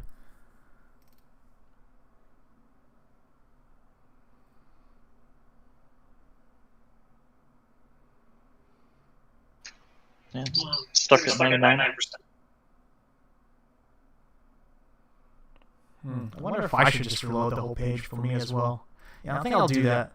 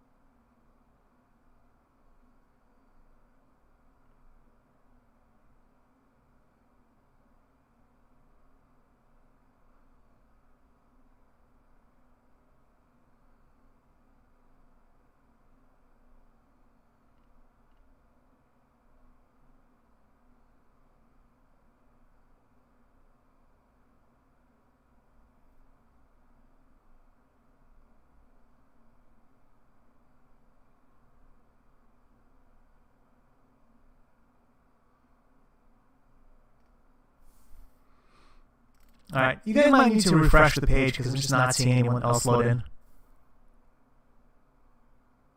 Alright, trying it. I've refreshed, but he's freezing at 99% on that street. Yeah, I was stuck at 99, but I'll refresh again. I can go to any other one without a problem.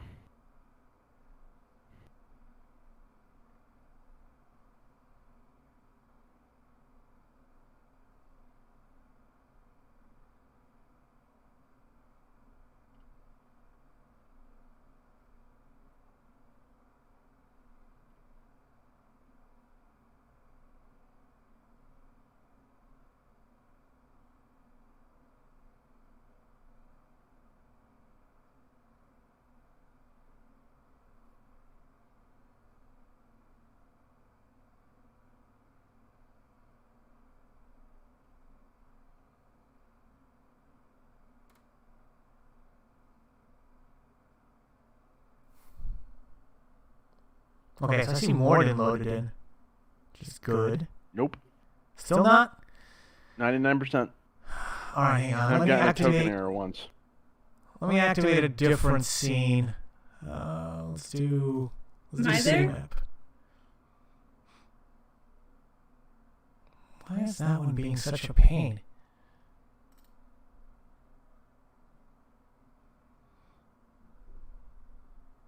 I'll be back in 1 sec. Mm-hmm. I don't have any music for it. Doesn't have anything complicated.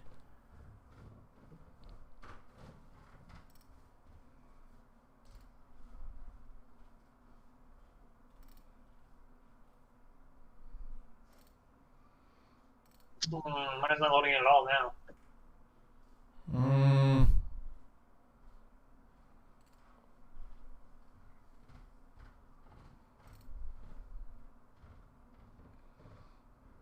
Nice. Does yours look like what mine looks like? That's what I was getting earlier, Yeah, Dave. that's exactly what I get. Yep. Oh, I just got a gray screen. Okay. It's loading bar. It's a loading bar that stopped at 99%. Yeah, it won't go past that. Can you refresh one more time?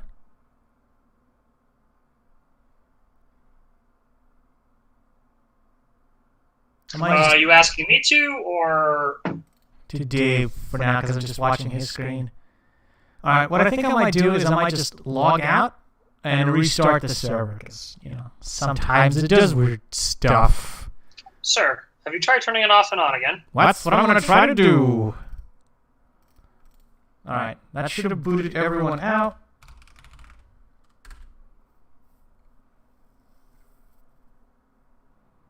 And all right, so go ahead and try to log back in and reload it. All right, well that's progress. I never got kicked out.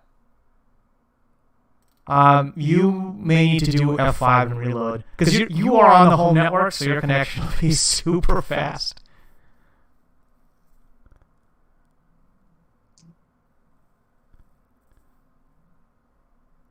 And if it's not working at all, well, I'll just Alt F4 that shit and reopen completely. And if it doesn't do it, we might need to pause there for today and try again next week. Or not next week, but like at the end of the month. It still didn't boot me. Hang on. Can you actually move your character around? Hold on. Yeah, Yes. yours is fine. Yeah, you're on a normal login. Why is it doing that? All right, what I'm going to do is I'm going to close out the server completely and just relaunch it. So, log out. So we should probably close it too? Or? Well, yours is an internet browser. Mine is the actual server that runs everything. Well, I'm kind of starting to see something load. I'm sorry. I just closed out, so it's going to boot you out.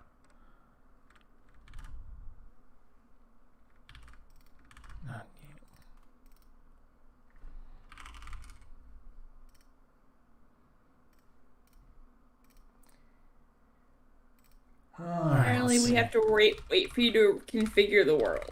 Yeah, I gotta reconfigure the server and turn it back on. Okay. Sorry about that. That's really odd. Like, it's strange that it stopped working.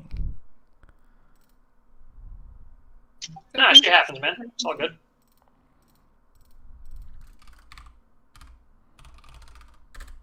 One of the reasons why I got this is because I can run it off my machine, so it should have less problems, but because it's still internet-based, like, sometimes weird stuff just happens. Okay, if you all could, please try to refresh the page and log back in. I just did.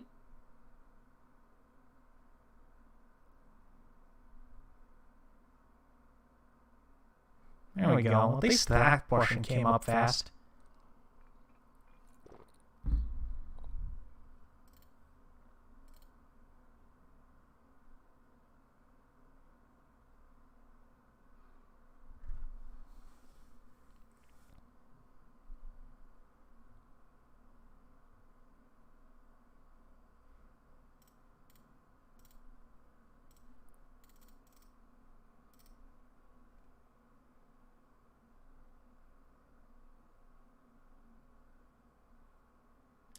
That should load. I don't understand.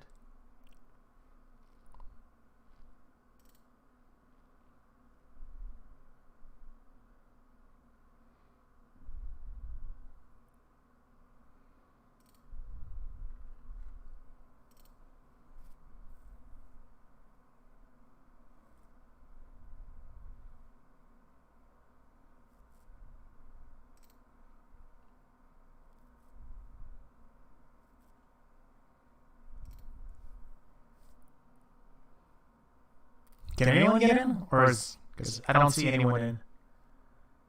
Gray screen. Gray screen. Okay, I'm sorry. I don't know why it's doing that. I will have to investigate. All right, let's just call it for today because it's not doing anything. And the next scene involves a bunch of combat.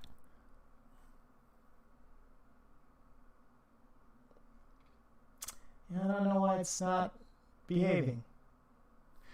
That's very frustrating.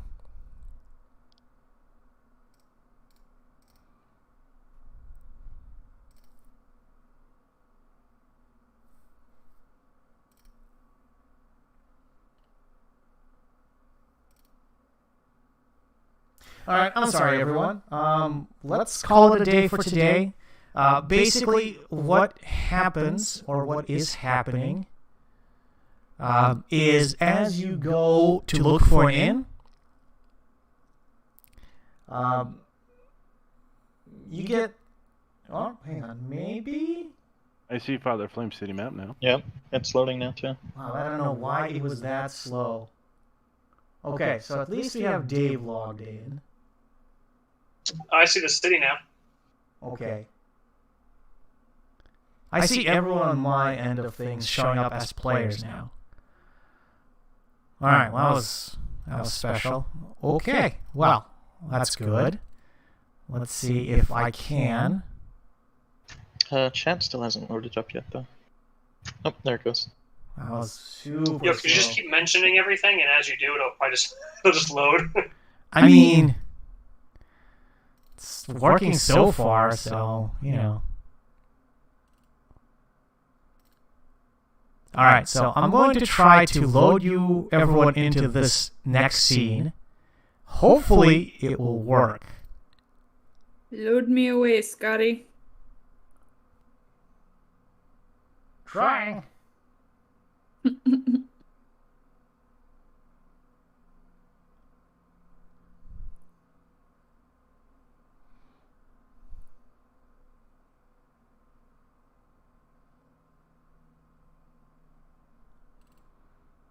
I didn't think the scene was that big.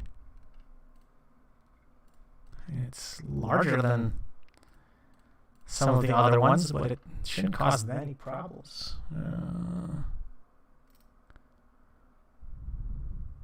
Insert dirty joke here. Well, that's only fair.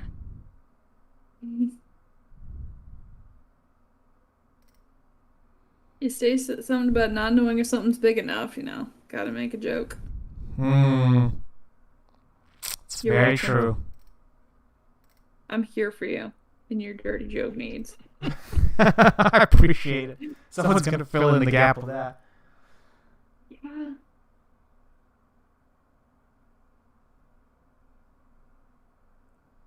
What the hell? I see Dave is still loading. Can anyone else see the street? I can. No. I can't see the street. I'm at 93%. Why?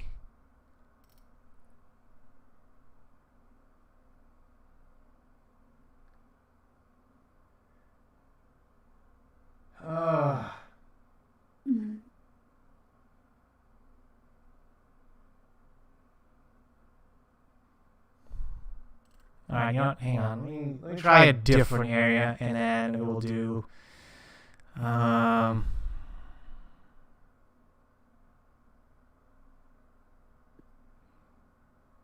Yeah, let's just go back to the city map.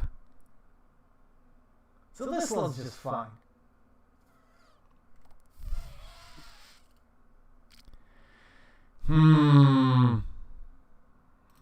Alright.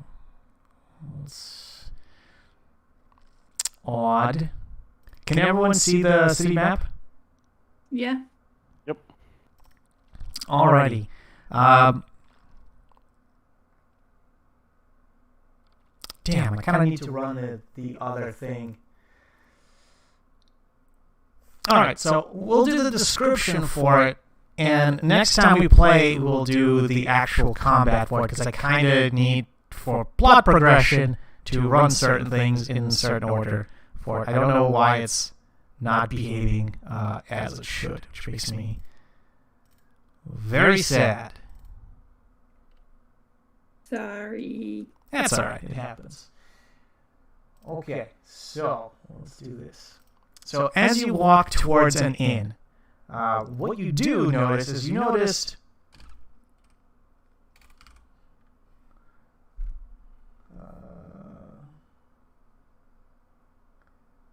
where is the... Oh, it's R-E-E. There we go.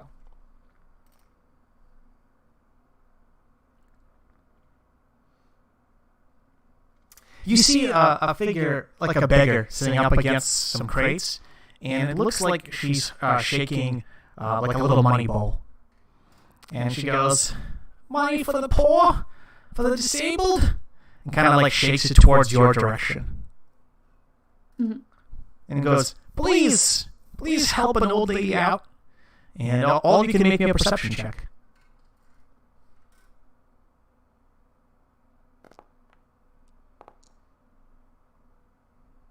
Oof. Can I add my D6 to it? You can if you want to. How do I do that? So in the chat bar at the bottom, you can do /R space 1d6. Literally like that.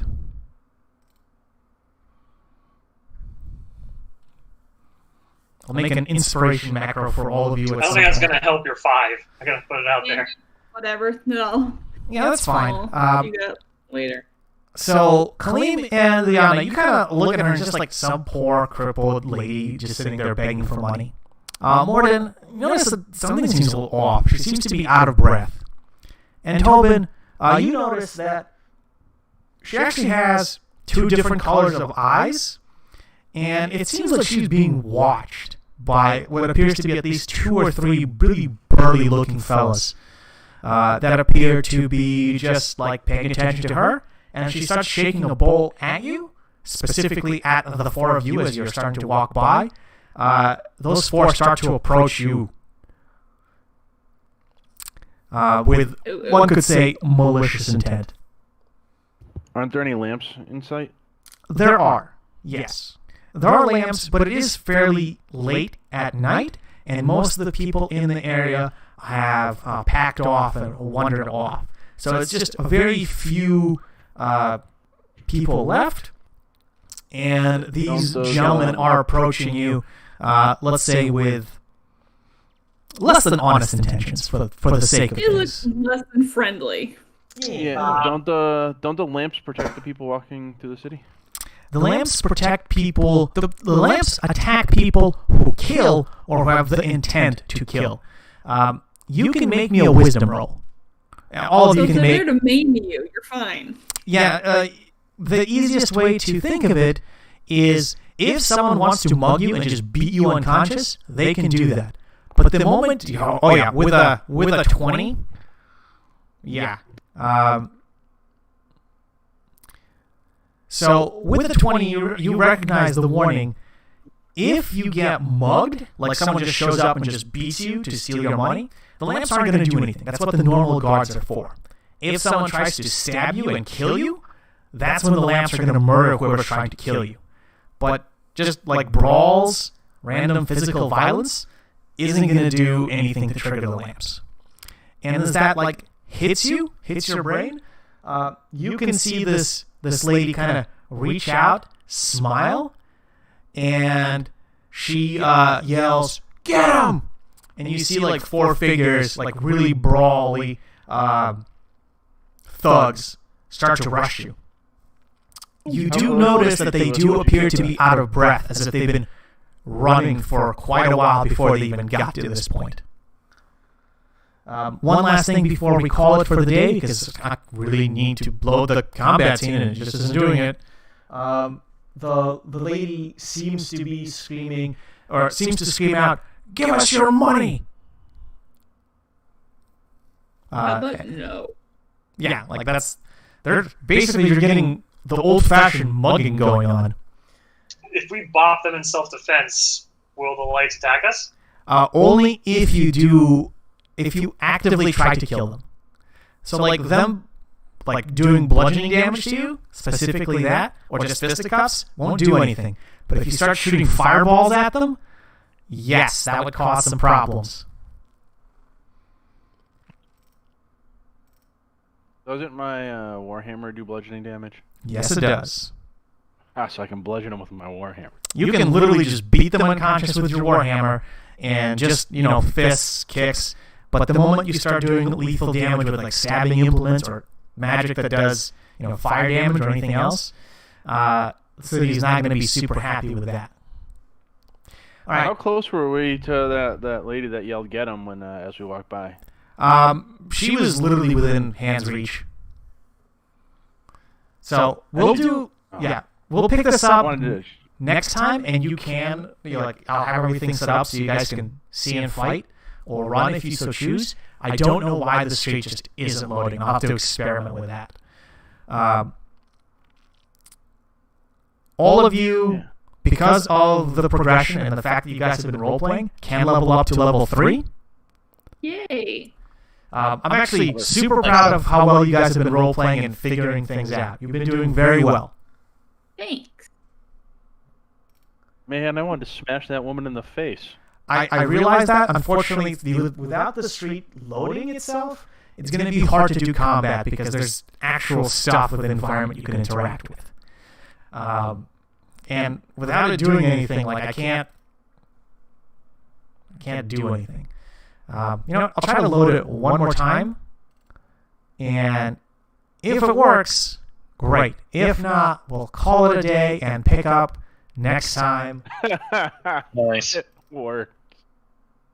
Did it actually load? Yeah.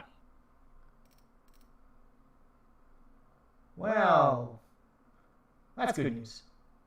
All right, never mind. We're going to go right into combat. Oh god, everything I have is... Oh no, I have a light hammer. Yeah, there you go. So basically, I'm going to unpause the game for just a moment. Basically, you walked up, and Reza is sitting right here. So she's right next to you. She was reaching out for a handout, and then you realize there's something wrong, and she screams out, "Get him!" And we will be going... The bitch is going to get it. Yeah, but she's going to get a warhammer to the face in just a second. Yeah, The way I'm picturing it in my mind is she's getting up, yelling "Get him!" and I just instinctively fucking rail her right in the fucking face. Basically. You picked the wrong people to fuck with. I mean, we'll find out in a minute. Come from a world that was full of war. Yeah. So, I am going to activate combat. All of you may start rolling initiative. Now, unfortunately, the combat carousel has stopped working. So what you have to do is go into the combat tab, which is on the top right-hand corner. It looks like an angry fist. Or you can go into utility and roll initiative. That is fine as well. Utility wasn't working, but... it should be working now.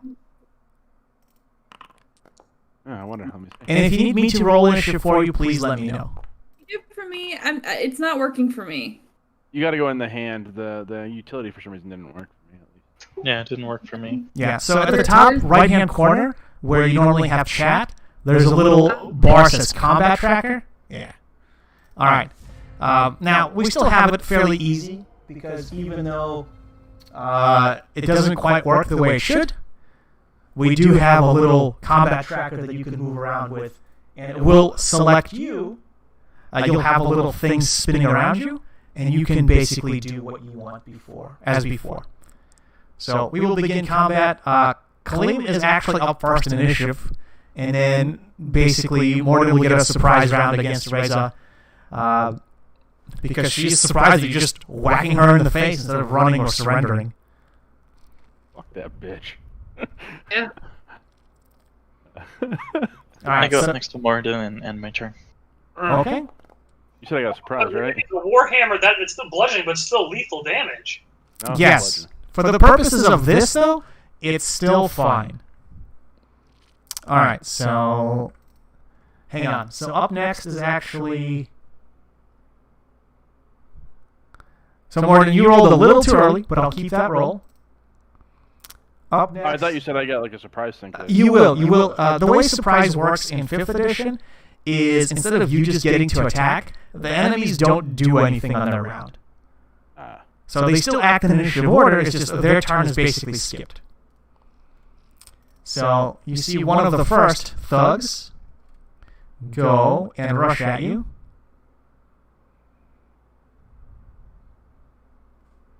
And he's going to run up to the side. I said rush up at you. He's basically going to... He was around the corner of the Slatterwell. Up, let's say, here. And he just runs down, gets his little mace out, and just stands next to Reza. And he's going to take us. He would take normally a swing at Morden, but he's just moving this turn. Reza herself doesn't do anything. She's more surprised that there's a Warhammer coming at her face. Next up, we have... Where is this bandit? He's gonna run this way.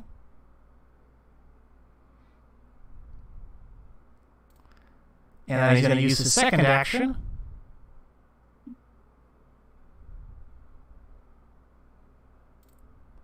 to run down the stairs this way. Next up, we have another angry boy. He's going to turn, basically bust his way out of the crowd, and run towards Ileana.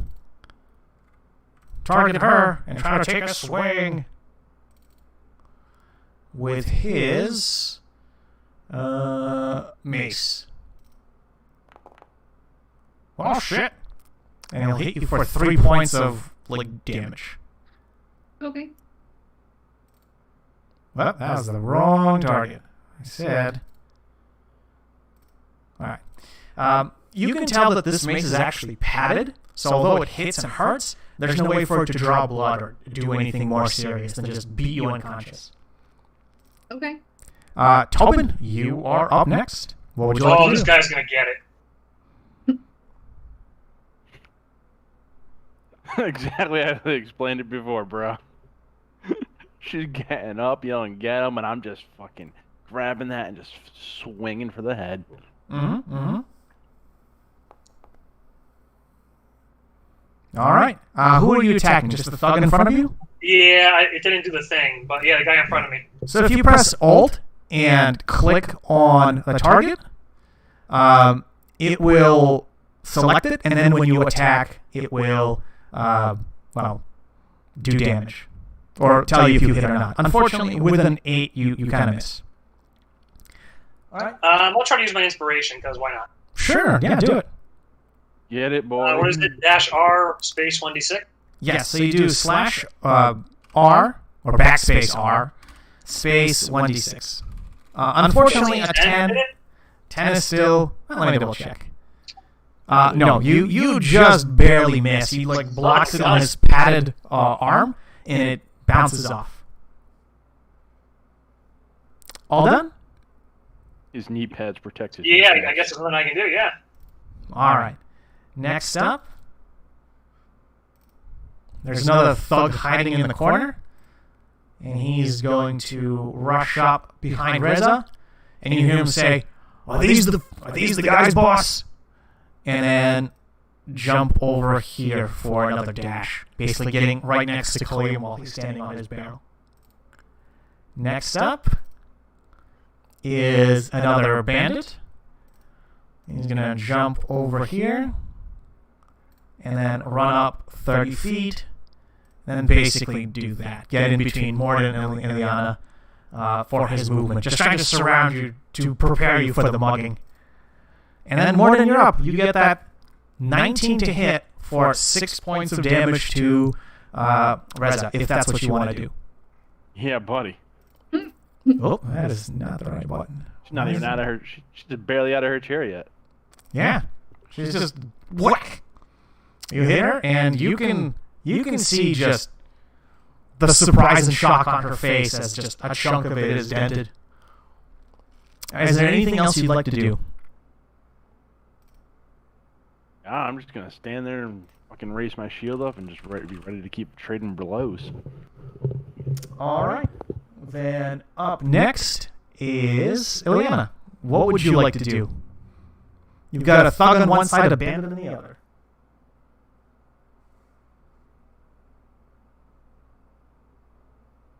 My turn? Yes, it is your turn. I think it's Kaleem for some reason, so I was very confused. It's all right. I'd like to hit this bandit here with my quarterstaff. Okay. Very nicely done. You have hit him and have done some damage. And you can see him take a blow, probably in his stomach or one of his less defended areas, and just kind of go, oh. I hope it hurt. It hurt his pride, that's for sure. Oh, god damn it. I'm gonna have to go for a headshot next. All right. Anything else? No. All right. Then top of the round, Kaleem, you're up. Can I cast Magic Missile on the barrel the guy's standing on so he falls prone? Yeah, you can if you want to. All right. You cast it at the barrel, and the barrel just explodes into splinters as the missiles just puncture right through it, shattering everything on it. And he is going to make a dexterity check at a disadvantage. He might not need anything. Yeah, still 7. And yeah, he just falls over because you have destroyed the thing he was standing on. He just falls down. Nice. All right. Anything else you want to do? Nope. I'm going to still stay next to Martin. All right. Then this thug is up next. He's just going to approach Morden a little better. And he's going to try to grapple you instead of just attacking, because he does see that you are wearing heavy armor.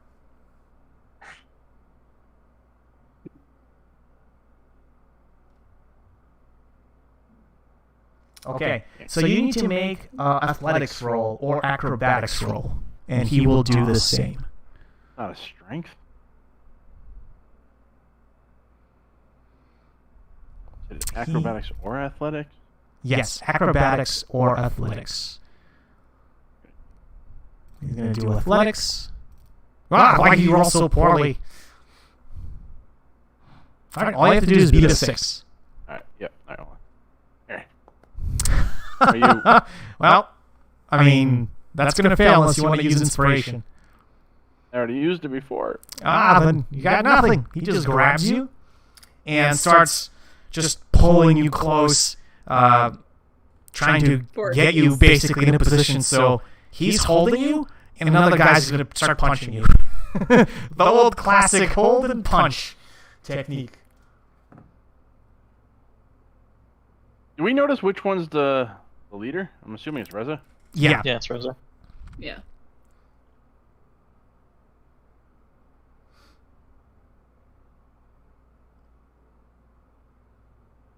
All right.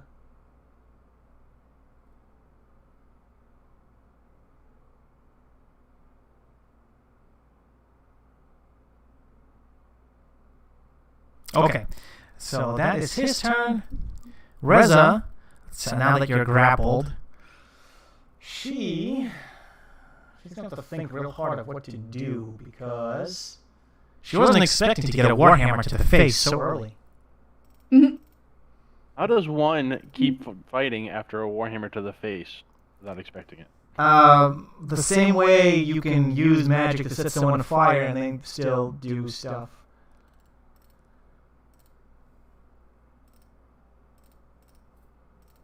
Alright. Sorry, I just gotta check what she can do.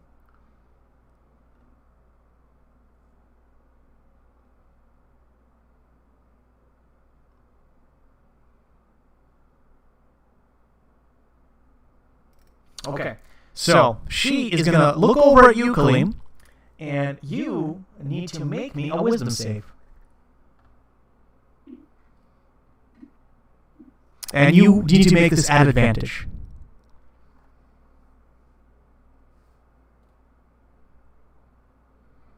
So you get to roll one more time. 12.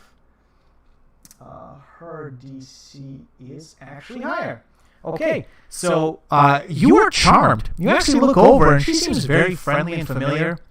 I mean, after all, she's a crippled old lady, and it's really strange that you'd be beating on her at this time. I was gonna be charmed like she's so sexy. No, not quite like that. Don't you have an inspiration charge, Dave? No, I used it. I wasn't sure.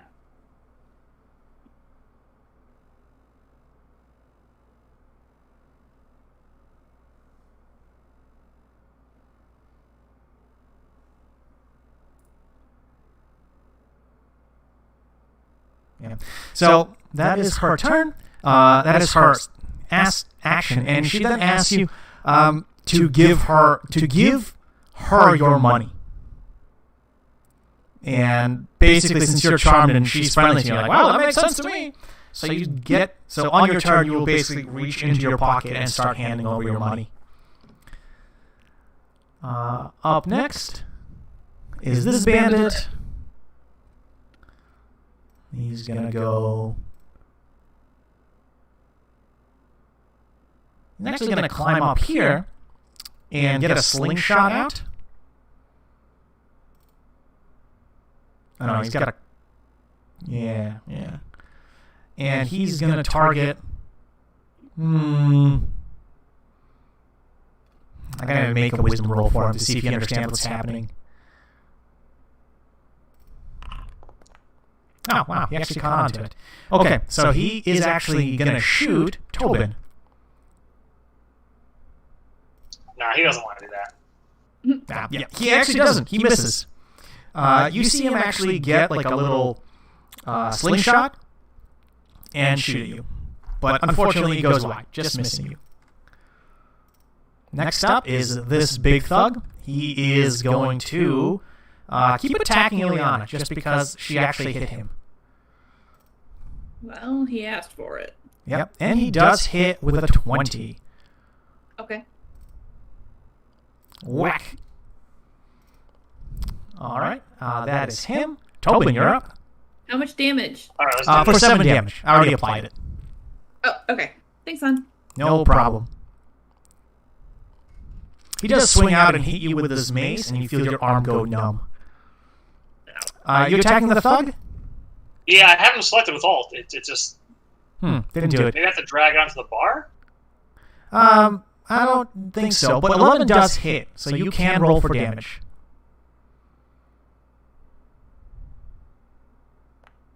Okay, you do 3 damage to him. You whack him in the shin, and he goes like, "Ah, you little rat!"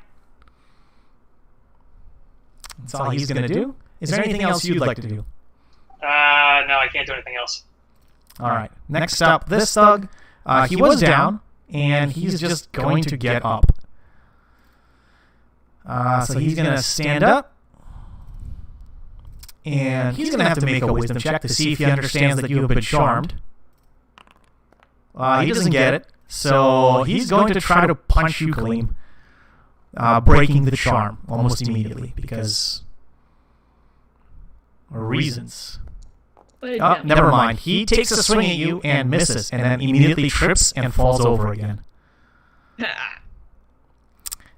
So he goes back to prone. Well, that thug is very ineffective. This bandit is just going to start wailing on Moradin because now that he's restrained, it's just easier. Not the scimitar. This is...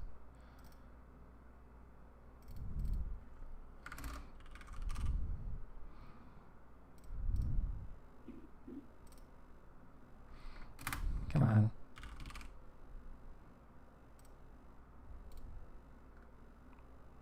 Why Just posting. did I put this here? Whatever. I'm just going to use... Oh, there it is. So he's just try to mace you a question. He does get advantage. So I'm going to roll that again. Unfortunately, even with advantage, he just can't seem to hit you. You're just wiggling too much. That's surprising, but not that surprising. All right, Morden, it is your turn. You can make athletics or acrobatics check. So actually, what if I want to do neither? Okay. What would you like to do then? So let me explain. As I'm being grappled, I utter the holy word radiance. Ooh, okay. Go ahead. And I'm Yep, so I don't know. Is the one that's in front of Dave there also targetable? Yeah, you basically get everyone in a block around you. I'm trying to figure out how I'm going to do this, because technically, what was her name? Reza? She'll take takes the extra damage. Well, that only goes off if they fail their save, right? Yeah. All right, so do Words of Radiance. Yeah. Oh, yeah. All right, so then place measuring template and how you want it. How does that... It auto rolls. 1 damage. Yeah. I do need to make saves, though, so I'll do Wisdom save. Nope, he fails, so he takes a point of damage. This thug needs to make a Wisdom save. Well, he's fine. I guess we'll roll Reza's separately? Yeah, I'm doing them all separately. What is the target save for the Words of Radiance? Oh, I did not mean to do that. Where the heck did it go? I think Chat said it was 14. Is it a 14? 15-foot cube, radiant. No, that's what you rolled. No, I didn't roll anything. It because you were targeted. More than DC 14. I think it's a 17. Where the heck was my saving throw stuff? All right, let's look at this. Might be a 14, but I think it was a 7. Words of Radiance.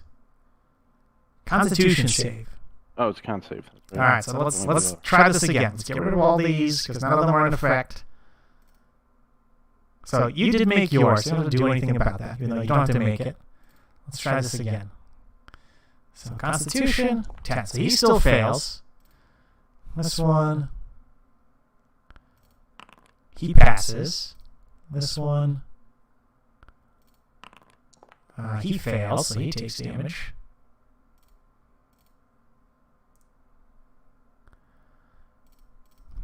Oh, God, she fails horribly. So she takes also 1 point of damage. She does the 1d12, doesn't she? She's already damaged. Yes, is it 1d12, so 1d6. So just do a 1d12. So it's /R and then. Wait, no, that's totally dead. Sorry, no, she just takes the 1. All right, so never mind. She's good. She's good, bruh. All right, cool. So that is it for that. Anything else you'd like to do? Am I allowed to try to break away now, or? It would be one or the other. Okay. And I guess I'm still grappled, so I can't really do much else. Yeah. All right. Up next, Ileana, what would you like to do? I would like to hit this bandit again with my quarterstaff. All right, go ahead. Hopefully harder this time. You did, yeah. You hit him for 4 points of damage. He grunts. grunts. Yeah, he grunts in pain. Goes, ugh. A little help over here. All right, and then anything else you'd like to do? If I was a monk right now, I would also kick him in the face. It's only but I fair. can't. So. All right, Kaleem, it is your turn, and you just got zapped by Morden. But Charm doesn't end at that, so you hand over your money to Reza, and you can mark off all of your monies to 0 now. And is there anything you'd like to do? Can I attack the prone guy? Hang on a second. Let me just see what it lets you do. Do we notice him giving the money away? You can make a perception check because you are actively in combat. Both you and Ileana can make perception checks. Morden just sees this happen, so... Nope, you can't tell with a 5.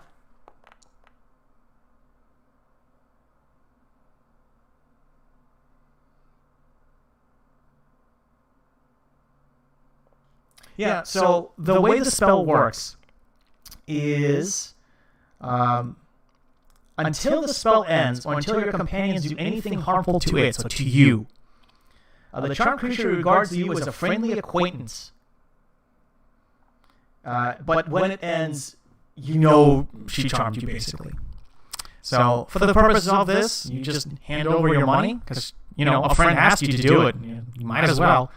And that's really it. You can still attack the other thugs, because they're not friends, but she is considered an ally to you right now.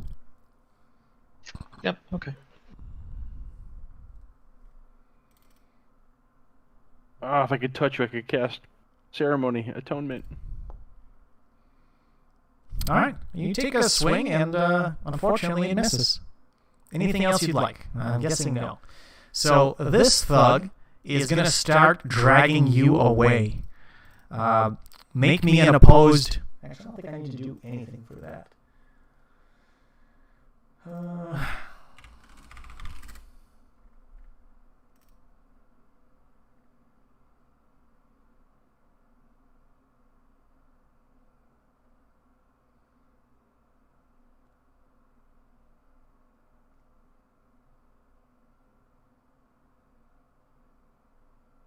Yeah, so he just basically starts dragging you away. He doesn't want you damaging his friends, and that's it. He just moves you and does nothing else. Pastor. Yep. This is not going well. Reza is gonna look at you, Kaleem, and go, Could you stop hitting my friends? And she's gonna make a persuasion check to see if you will stop hitting her friends.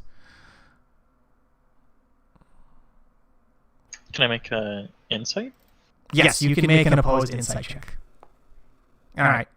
So you do fail, and unfortunately, because you are charmed, you have to. Well, you please just stop hitting people. That'd be great. And then she's gonna cast Charm Person on Tobin. So Tobin, you have to make a Wisdom save as well. You don't want to charm me, bro. Dynamite, Tobin. Dynamite.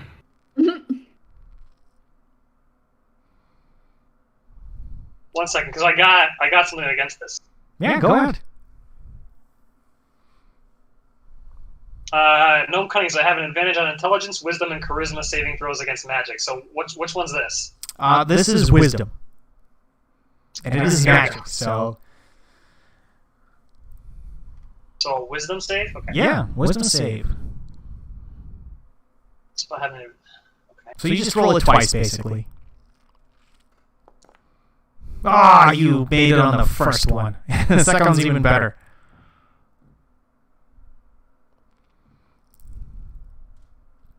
All right, and then she's gonna. She's actually just gonna back up. Kaleem, how much gold did you give her? I did not mean to do. I just shocked him. I did not mean to do that. Well, he must have just pressed it by accident. How much?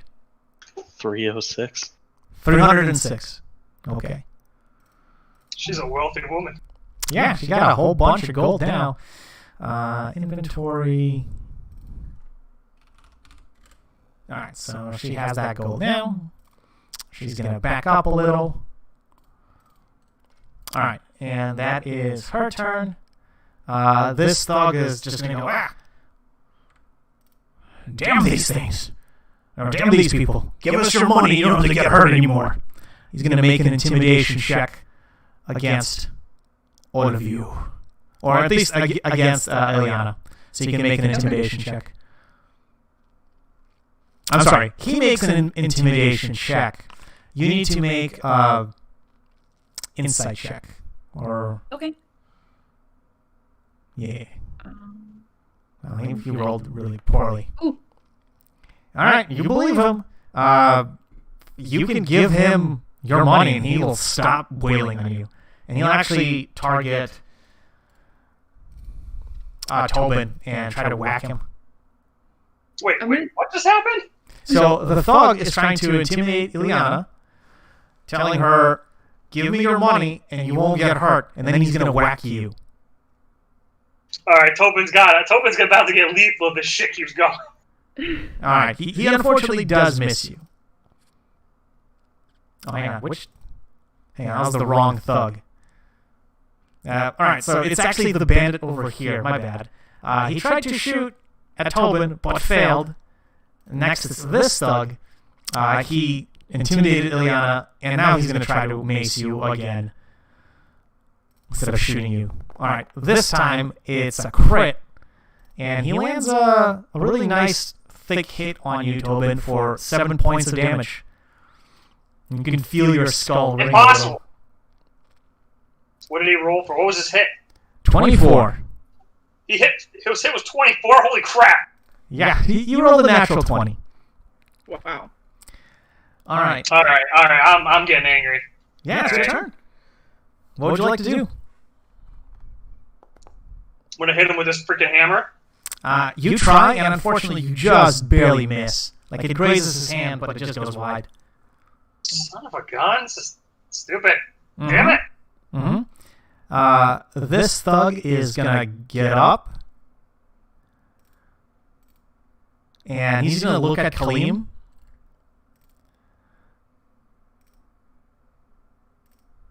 And he's gonna walk around you. This way, this way, this way. If you'd like, you can try to make an attack of opportunity. However, because you're charmed... I was going to say I'm charmed. Yeah. And he's going to try to whack Tobin. He's going to say, "Give me your money!" And, yeah, he's just going to swing at you. But he misses. Next up is this final bandit. He looks over and tries to whack Ileana. Keeps saying, "Give me your money." No one needs to get hurt. And he does hit you for 18 for 6 points of damage. Good grief. Yeah, well, there's a bunch of angry bandits. All right, and then Morden, you are up. You are struggling being grappled by this big thug who's just literally got his arms through yours and is dragging you backwards. Yeah, I've been working through what I'm going to do. Just give me one more second. Having a quick side.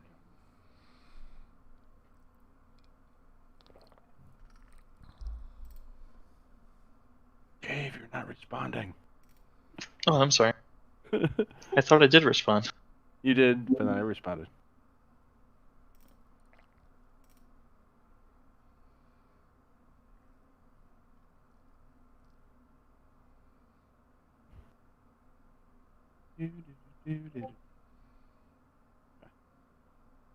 Alright, since the guy has me in a hold, and this is just a verbal command spell, I'm going to attempt to put him to...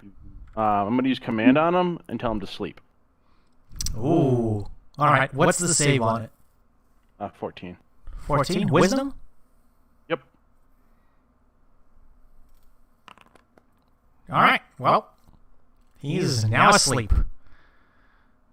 Alrighty. And after that, will you then let me move the 25 feet I can move to Reza? Yes, you can now move. Dude, you gotta wake Kaleem up. I'm gonna work on that, bro. Alright, I'm good. He is unconscious. Alright, he's napping now. Which one's napping? I'm sorry. That's alright. It's the one at the top. He was put to sleep, and then... That was it. Oh, I couldn't even see him. It's all good. It is your Dragging turn. me away. Yeah, he was literally dragging Morden away. Okay. Yeah, I couldn't see. So my turn? Yes. What would you like to do? Can I cast the spell before I attack? It's either a spell or an attack. Okay, then I would like to use Zephyr Strike. Now, that would be lethal damage, I believe, with Zephyr I'm Strike. just trying to get out of the way. You're using it to move. Okay. Yeah, go ahead. That's all I'm trying to do. I'm like, I'm getting the fuck out of here. Like, I will move over here. Okay. Let me see how that one works. Would you like me to read it to you? No, I'm reading right now. Okay. Okay, so you cast the spell, and it is a concentration check, and you can just move. How far do you want to move? I'm gonna go over here actually, because this guy's sleeping. So yeah, you can just hang out next to him and be like, man, this is tough. yeah. Oh man, your friends are assholes. Is electrocuting someone considered lethal damage? Yes. Electrocuting them would be lethal damage. All right, so that casts that. Anything else you'd like to do? I don't think I can, so no. All right. Then up next is Kaleem. What would you like to do? I'm gonna follow my friend. Alrighty. Reza, why do you leave me? That bandit's like, what the fuck? Can he break out a charm somehow? Like, how the hell do you get out a charm? An hour. Yeah, you have to wait an hour. Ooh. Or I get attacked. Yep. Alright, that thug is asleep, so he's going to continue sleeping. It's Reza's turn. Let's see. What is she going to do now? She's going to look over and make a persuasion check against Kaleem, going, could you get this armored dwarf away from me? And she's just going to do persuasion. Alright, so she asks you very politely, with a 20, to get your friend to politely piss off. And then she's going to disengage, so she doesn't provoke attack of opportunity. 30 feet this way. Actually, no, because persuasion is an action. So no, Morden, you do get an attack of opportunity against her. Oh, yeah. Fuck her up. Alright, yeah. You take a swing and you just bash her for another 5 points of damage. And she is looking mighty hurt from that as she tries to get away. She will scream out, we got what we came for! And then that is her turn. This bandit is going to try to grapple Morden to prevent his boss from getting, beaten. So he's going to try to grab you with, what's his good at? I guess acrobatics. That'll be his best roll. But you rolled really poorly. So all he has to do is beat a 5. Alright, so it's tied. So you're just fighting each other. It's like if you can imagine the wrestling in the old days where you've got an arm on each other's shoulder and you're just struggling mightily, flexing, trying to push each other away. That's what you're doing. Just very poorly. Alright, that's his turn. This big thug is going to disengage. Go, wow, this is really bad. I gotta get out of here. And he's going to move his movement of 30.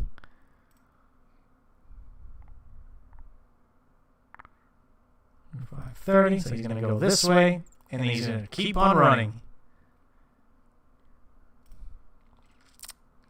So he starts running off. Next up is Tobin. What would you like to do? You still have another bandit, another thug, as well as the guy that's asleep.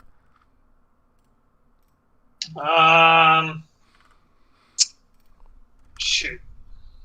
Who's asleep? The thug up top. That one is asleep. I've got 2 bandits, huh? Yeah, you've got a bandit and a thug next to you.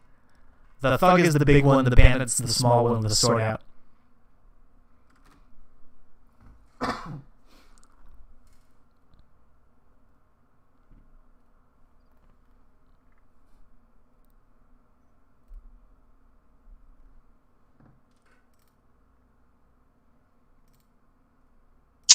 Can I disengage and then run near Aliana? Yes, you can.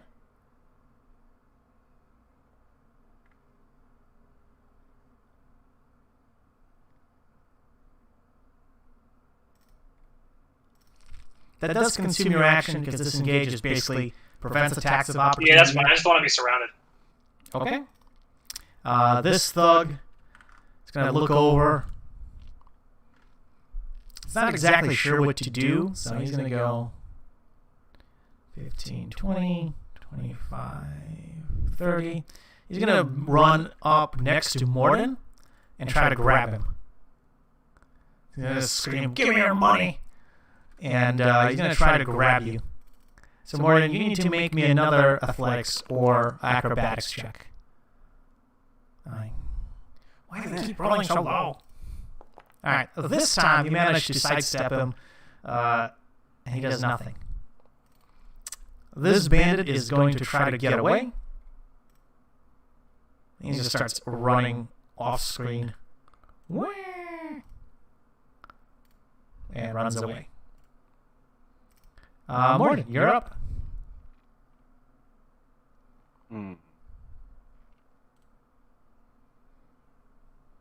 Stop her! It's got the money.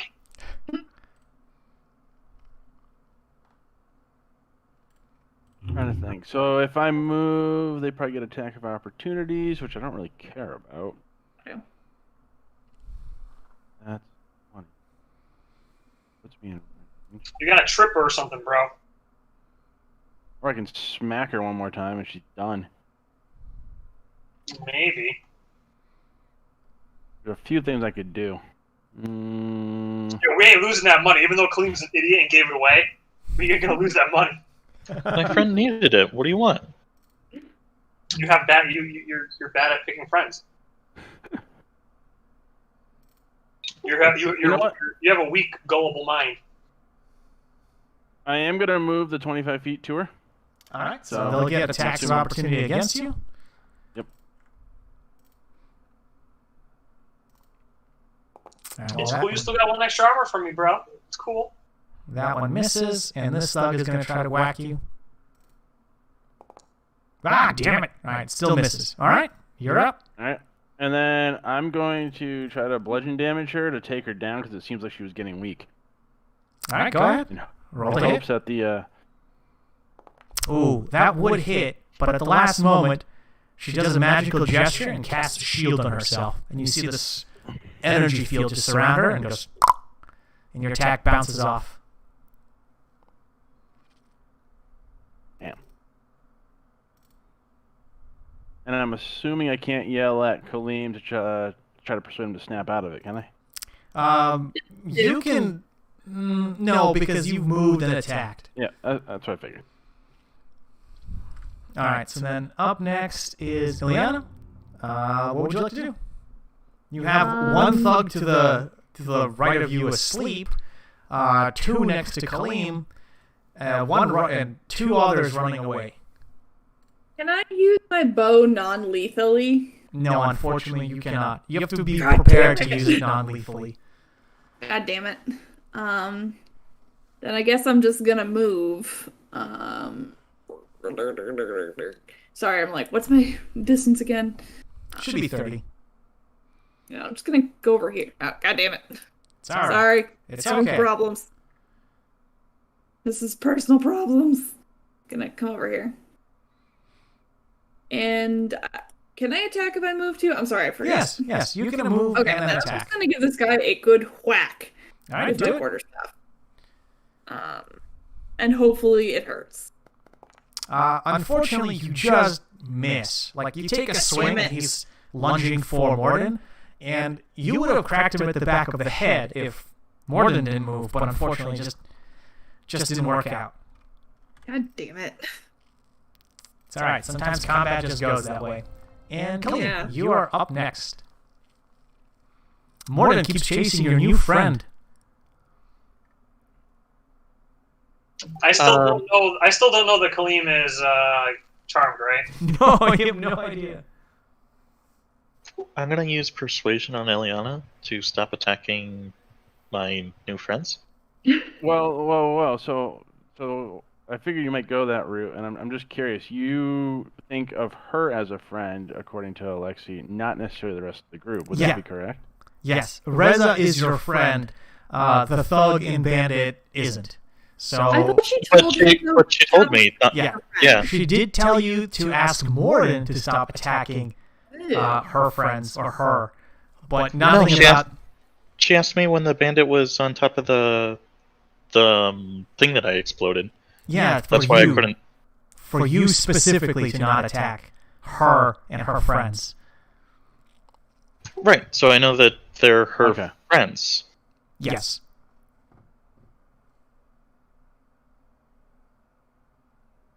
So if they're her friends, wouldn't I not want my friends to attack my other friends? If that's how you want to roleplay, that's fine. I'm not making you make that distinction. That's entirely up to you. All right, so you rolled a 20. Ileana, you can make an insight check to see if you can figure out why he's asking you to do that. Oh, shit! All right. So, Kaleem, you kind of put your hand up to Ileana like, whoa, whoa. There's no need to get hasty. You don't need to do anything to these guys. They're on our side. And she just kind of squints at you, is like, yeah, okay. And just gets ready to swing again. Basically. Do I know that Kaleem is charmed? You have an idea that there's something wrong with him. Like, he's not acting normal.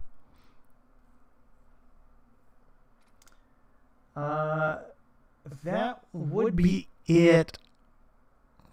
So that thug is still asleep. He's not going to do anything. Reza's turn.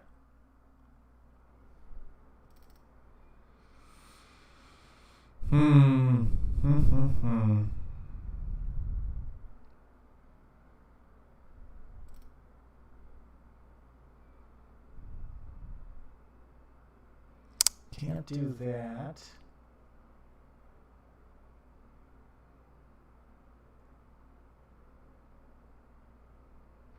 She's just going to disengage and start running. 30. So what was it the last time that she disengaged that allowed me to get an attack opportunity? Because she was using persuasion. So she was talking and trying to get Kaleem to do something. Well, did she just disengage and dash? Yeah.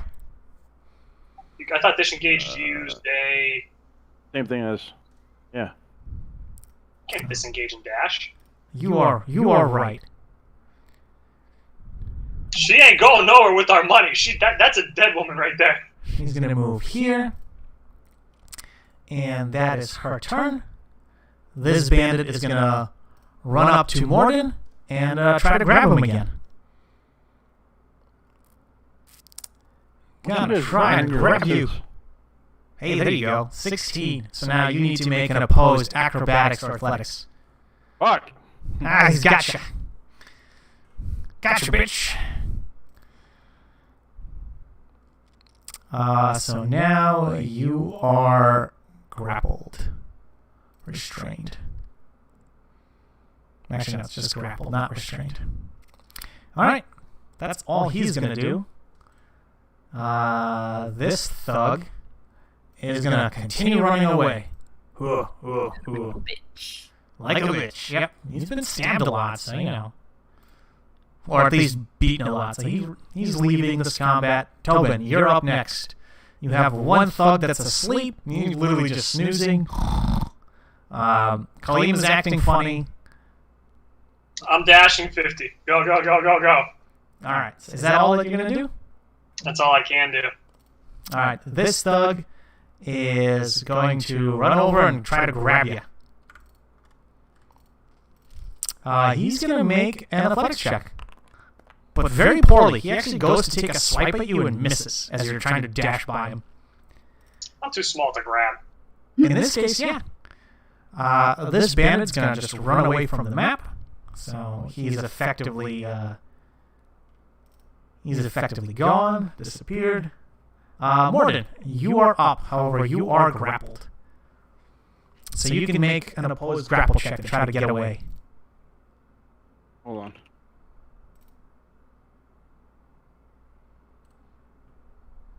All right. Seeing that, noticing that my spell command worked before, I'm going to try to cast command on Reza and yell out sleep. All right. Let's see if it'll work. 14, baby. Oh, she does have negatives. All right. So yeah, she falls asleep. You just see her stop, and just her eyes drift closed, and she just out like a light. Awesome. And I can't try to break out now, right? No. I yell for Tobin to hurry up and give me a hand here. So she is asleep. Man, I got someone trying to kill me from behind too. I'm not sure yelling with people sleeping is a good idea, above table. It's magical sleep, but it's pretty funny. Alright, there's the sleep condition. Alright, so she's asleep. That's awkward. So, Ileana, you're up. What would you like to do? Alright. I'm gonna help Tobin. So I'm gonna get over here and I'm gonna attack that guy with my quarterstaff. Alright, do it. I want you to know it was between that and slapping Kaleem. Like, get it together! Kaleem's useless. If Tobin wasn't being attacked, I would have slapped Kaleem. Alright, so you hit this thug, and yeah, he just takes a blow on his shoulder and goes, "Argh!" and grunts. Alright, up next is Kaleem. You are up.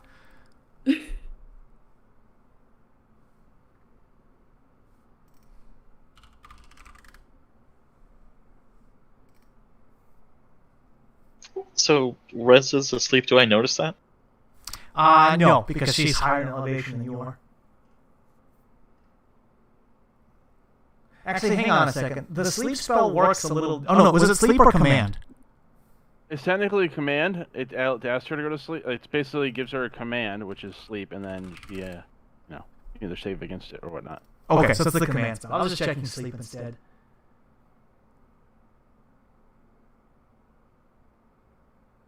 Okay. The command spell doesn't let you sleep. Like, it doesn't actually put you to sleep. You can do halt, grovel, flee, or drop. So those are suggested. It says some typical. It does state that you can use one-word commands. And then it gives you some typical commands and their effects follow. So Okay. I asked sleep. She went to sleep on her own free will. It is late in the night. Yeah, there's a separate spell for sleep. So she wouldn't be affected by I mean, sleep. it says you might issue a command other than the one described here. If you do so, the GM determines how the target behaves. Yeah. The target can't follow your command as spell ends. Yeah. So what she's going to do instead is she's going to drop and stop. So she literally just drops the money and stops where she is.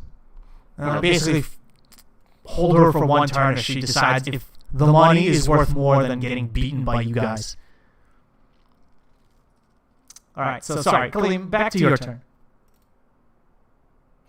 I don't know why my friends are fighting my friends, so I think I'm gonna do no action for this round while I try to gather my bearings. Fair enough. I'll definitely have to award you some more bonus points for role-playing and experience just as you're doing. Screw it! I'm role-playing! That's what I'm supposed to do! Yeah. Beat the living crap out of you when we get out of here. This thug is just snoozing. He's going to continue sleeping because it's funny that way. What does Reza want to do is the question. And why don't you ask your new friends to leave your old friends alone? But you guys are just hugging, it's fine. So I hate Dave. she is going to grab the money and just continue moving. 25...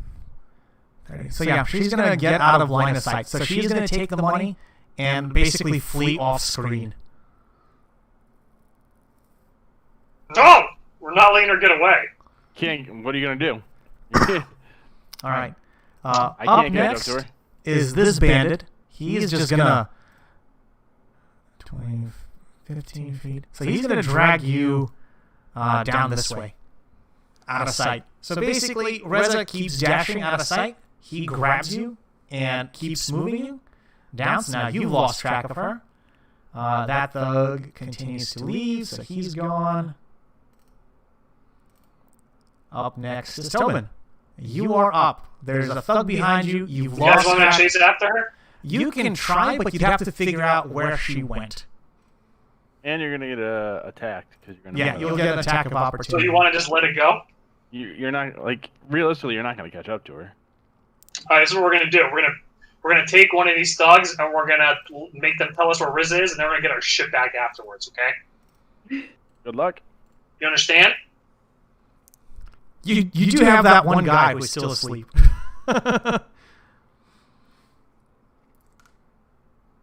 All right, I'm gonna turn to the guy right near me, I guess. All right, what are you gonna do?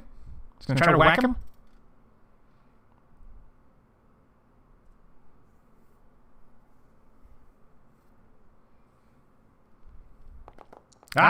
You try. You put in all your effort, but unfortunately he just blocks with his mace, and it just barely misses. This is BS. Sorry. This thug is going to try to whack you in return. Actually, no, he's not. He is going to disengage.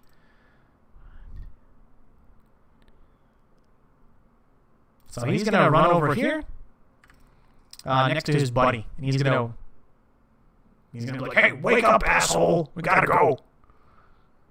That bandit's gone. Morden, you're up. You're still being grappled by this other bandit. How is he holding me? Like, can you explain the scenario on how we're positioned right now? Yeah. So you are facing to your right. So you're looking after this way for the rest. And he's behind you. He basically grabbed your hair and is pulling you back by your hair and your shield arm. So he's got you like in a really awkward grip.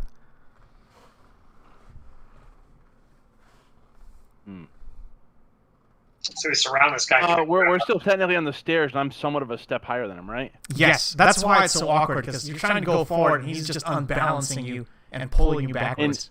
And Dave is like literally right next to him. Just push back. That's what I'm gonna do. So can I try to use the leverage that I have on the step to kick off of it? Yeah. And have him basically fall flat into Dave and then onto the ground? Sure, yeah. Make an athletics roll. God damn, please don't let me down this time. Oh, Nice. Well done. Well done. So, although it's not a natural 20, it's going to be tough to beat. He's going to try his acrobatics, and it's just not good enough. So yeah, you push back and just flat out just land right on top of him, and both you, the bandit, and Kaleem are all knocked prone. Because... Can I make a dex check on that? Oh, yeah. You can make a reflex save. A dexterity save. Okay, so never mind. You do get out of the way, and you can move yourself 5 foot back. Way to fuck up my plan, Dave. So both of you are here, and both of you are now prone. The bandit is still... No, he's not holding on to you. He is just prone now. And you're also prone as both of you kind of fall down into, into this hard pavement. Am I on like top of him right now? Not Surround quite. him. Not quite. You're basically just the way you fell. He didn't want to get crushed by you, so he kind of just pushed you off just enough that you're basically between his legs. And Ileana, you are up next. I'm gonna come over here. Okay, go ahead. And whack this guy. Just knock him unconscious, right? Go ahead, do it. That's the plan. Oh, things no. did not go according to plan. It's all right. Shit. Any advantage with them being prone? Yeah, actually, you do get advantage for him being prone, so you get to roll again. Okay. Good call. Hey, there you go. Yeah, you whack him like right upside the head. You think you did it just enough to knock him unconscious, but he just goes, "Ow, what the?" And you see blood begin to seep out of his forehead. Just cosmetically, not anything threatening. God damn it.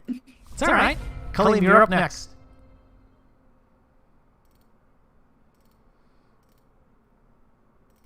I'm gonna head towards the thug guy. Which one? The one that's asleep? Oh, my friend over here. Okay. And what do you do? Not your friend. He's my friend, and no, I'm just gonna keep up with him. I don't want to lose sight of my friend. All right. This thug that is asleep, he's gonna try to wake up.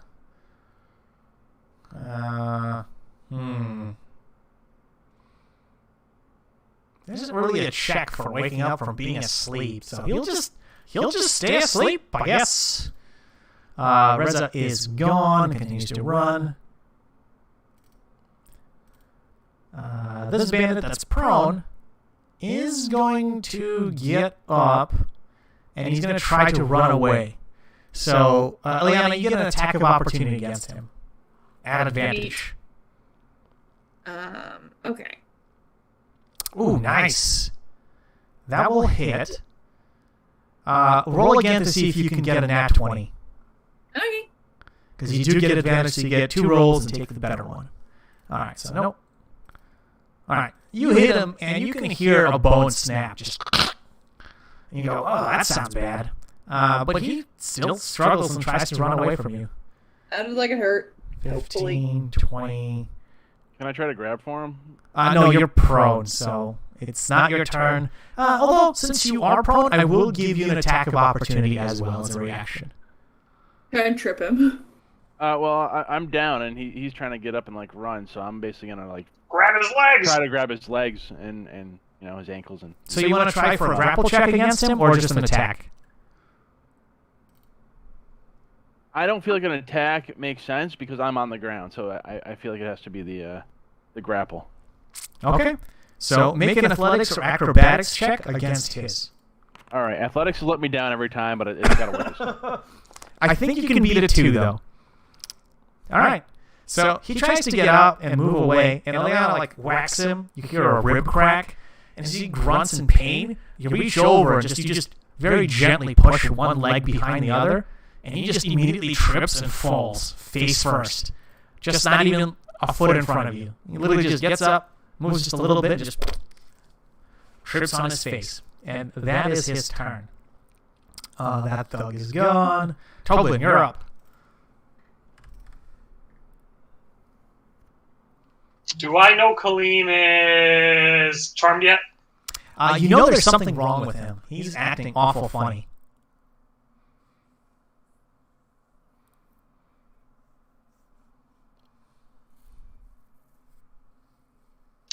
I want to try to snap him out of it.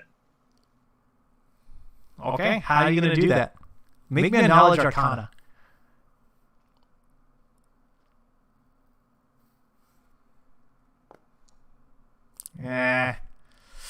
You know some of the basics of the spell. I mean, if those thugs hit him, it would have worn off. But if you hit him, he just might make him mad at you. Oh, gosh darn it. Okay.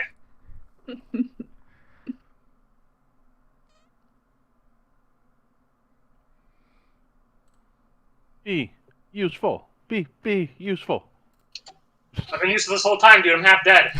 Okay, we can either go for the bandit that's on the ground, or I can go for the bandit that's asleep. Like, technically, you don't have to do anything for the bandit that's asleep. He's just asleep. His friend's gonna wake him up. He's going to try.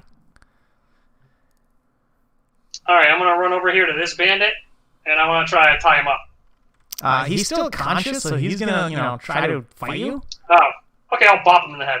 All right, do it. Bop it. Basically. Oh, yeah, you got him. 12. Yeah, that still hits. Looks like you have one of the thugs targeted instead, but it's good enough. All right. You bop him and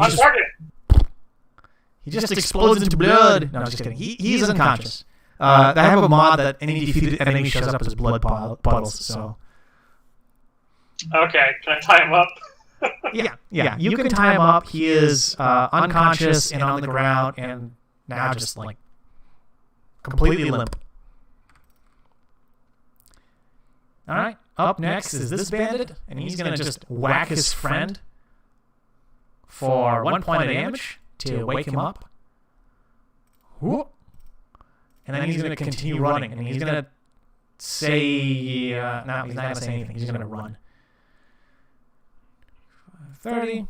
That's his go. That bandit is gone. Morden, you're up. The bandit that you just valiantly tripped is definitely unconscious. Because... And in ropes. Yeah, and in ropes. So I have to get up, right? That's going to count as an action? Yes. Go to that sleeping one. I am. I'm gonna get up, and then I'm gonna move to the sleeping bandit. Okay, That's my go ahead. Sure. As long as he stays asleep, I'm gonna. No, he woke up. Can't He's do anything not else. asleep anymore. He woke up, yeah. The other bandit that he was next to him just like whacked him and woke him up. All right. You won't let me try to persuade Kaleem to snap out of it, right? You can either do persuasion rolls or movement. All right. Yeah. Then I'm just Okay. end turn. Whoop, too far. Eliana, your turn. What would you like to do? Okay. I'm going to come over here and whack this gentleman. Do it. Ah, you did. All right. Yay. So you whack him with a staff, and he just grunts in pain. Go, ugh. Why you? Almost like a question. And now it's Kaleem's turn. I'm gonna persuade my last friend that he shouldn't leave his friends behind. All right, you can roll a persuasion check. Very nice. He is gonna roll.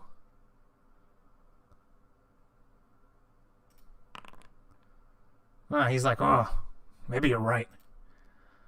All right. You're not sure what happens yet. Anything else you'd like to do? Nope, that's it. All right. Oh, sorry. It would be this thug. So he's gonna disengage. No, he's not gonna disengage. He's just gonna sprint. Getting the fuck out of here. Tax of opportunity. Yes. So both Morden and Ileana will get to swing at him. Ooh, nice. Dope. Oops, I didn't mean to do that. I meant to do a quarterstaff. Sorry. It's okay. Both miss. Damn So it. only the Warhammer hits, and it makes a solid connection. So he moves 25 or 30 feet here, and then he's going to do 30 feet here, and he's just going to yell, run! Gone. So, Tobin, you're up. You just hear, run! Whack! Whack!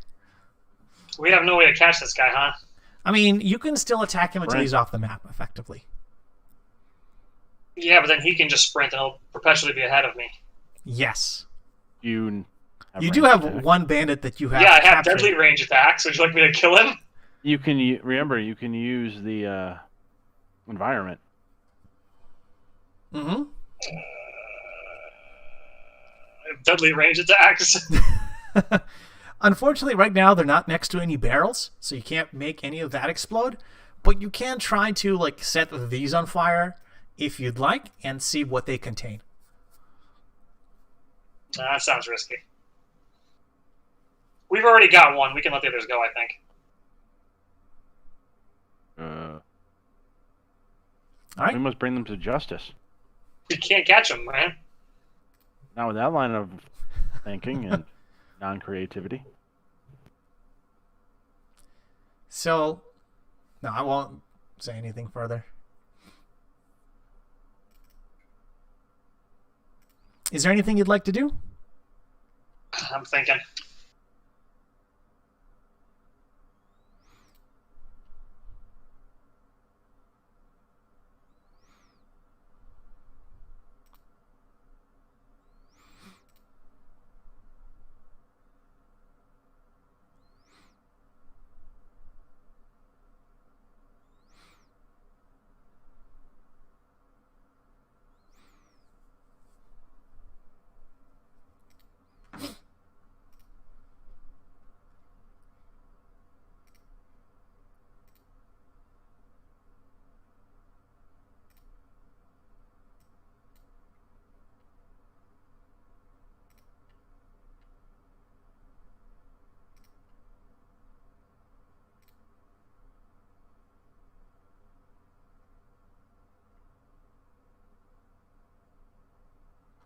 So, I can't catch them. There's nothing I can really do for. I can't really stop them. They're too far away. all right. So if you don't want to do anything, you can pass your turn, or just let me know that you're not doing anything. Yeah, I'll just stay here and watch the guy on the ground, I guess. I can't reach them. I don't even run that far. I only run 25 feet. All right, and this thug is going to pause for a minute, turn back, and go, oh, wait. And he sees his friend start running, and he's like, oh, shit, and just... He's only going to move 30 instead of 60. Because he spent the turn looking around for his friend. That guy's gone. Morden is up next. All right, I'm going to move my 25 feet, and I'm going to yell out to that group of people that thug's next to. Mm-hmm. Yelling that they stole my friend's money. Stop them. All right, you can make a persuasion check.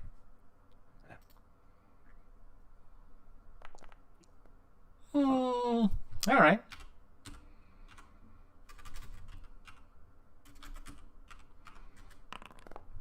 Ugh. All right, so you'll see what happens next. Anything else you'd like to do? No, I moved and did my action. All right, Eliana, you're up.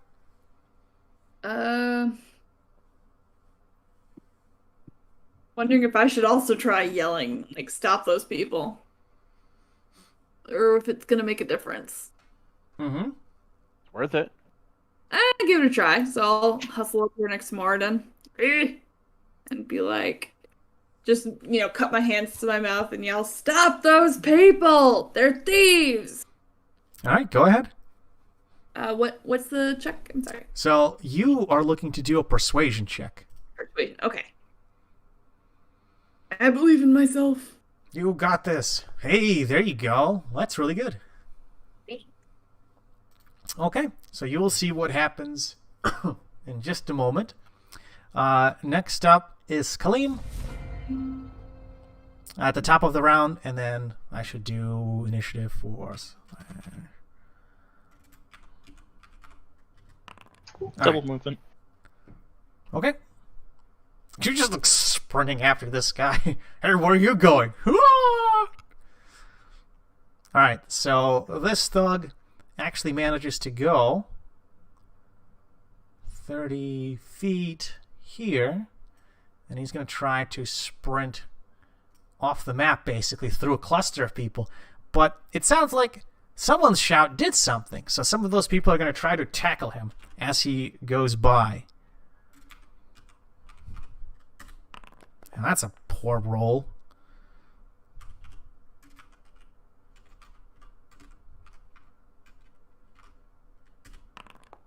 Okay, well, all of those rolls were pathetic. Oh. Alright, so he just needs to make one good check. Ah, he fails! Damn it! So never mind. So that thug gets to, tries to bully his way through a knot of people, and instead they just dogpile him, just like, and just try grappling him. Keep him out of the way. Nothing. Oh, wait. Yeah, that guy's gone. So Tobin, you're up next. Anything you'd like to do? I'll just sit here and make sure this guy doesn't go anywhere. Okay. Then this thug is going to try to move past this way. And he's going to get to about here before one of the NPCs tries to grab him.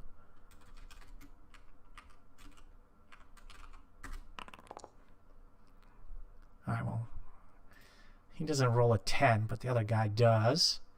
Try to get a... Oh my god, these rolls are just awful. Alright, and he also gets, jumped on by one of the NPCs. That's just kind of random people walking by, and he just face plants. Both of these gentlemen are down. Alright, we can end combat. Well done. Those three thugs are just basically dogpiled by a bunch of people that are just kind of minding their own business after your persuasion rolls. And there's just too many. The thugs can't get away. Well done. Nice. Yeah. It doesn't take very long after for guards to show up. Maybe just a handful of minutes. They come off from across a different area, from over here, from the north. And they take both thugs that are conscious in custody, as well as the unconscious thug as well. And they ask, what happened? What's going on?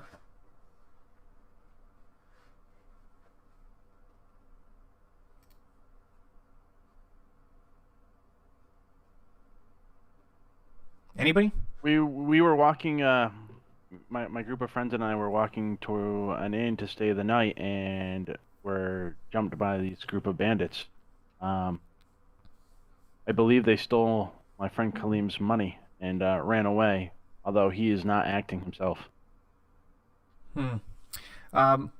When you look around, these guards appear to be normal town guards. Like they're more mercenaries than they are real city guard. They do have like official identification, but they're not the like really highly magical, really trained guards that you've seen in the tower. These are more like generic city guards that you get to do patrols. So they look at you. Yeah, they look at you. They hear Kalim just, explain that he just gave money that his friend asked for, and they go, huh. They do one of those like finger snaps around his eyes. They're like, well, he seems okay. And the thugs are going to try a persuasion roll, see if they can persuade the guards to let them go, because they didn't do nothing. All right. One of you, whoever wants to do it, can roll a persuasion check with advantage, as you are getting a whole bunch of people trying to help you. And I really should do persuasion at a disadvantage for the thugs. All right, so you rolled a 3 instead. Eliana, I think it's you or me. Okay. Do you want to do it or should I do it? You go for it. Let's see if. All right. So it is at advantage, so you get to roll twice and take the highest. Oh. Even worse. Oh my god. So the 7 is enough between the 3 of you trying to talk it out and the random bystanders that were there. You do manage to persuade the guards that these thugs were indeed attacking you and trying to rob you blind. And the guards kind of examine the thugs and realize that they have like padded weapons and go, yeah, we've seen this nonsense before. And they take some irons, clamp the thugs into the irons, and start dragging them away. They're like, all right, we'll take these away. Can you give us a description of who attacked you? Or like, of who stole the money and ran off with it? One of the guards looks at you, Kalim, and goes, don't worry, we'll take good care of your friends. I pulled it off the page. I was going to... Yep. Tobin... Out of that. Tobin, make an investigation roll for the bandit bodies, basically. As you basically get a chance to root through their pockets. You do get it at advantage, so you get to re-roll that. 14. Nice. You do actually find a little bit of information on them. And let me pull that up.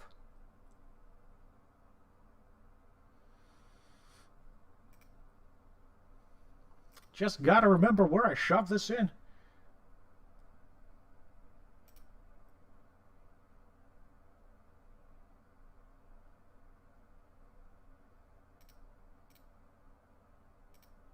Where did I put this?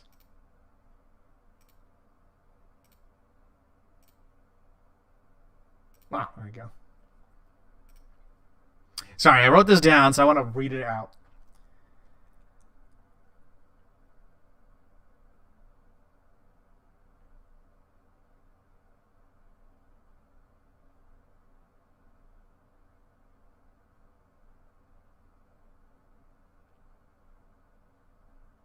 All right.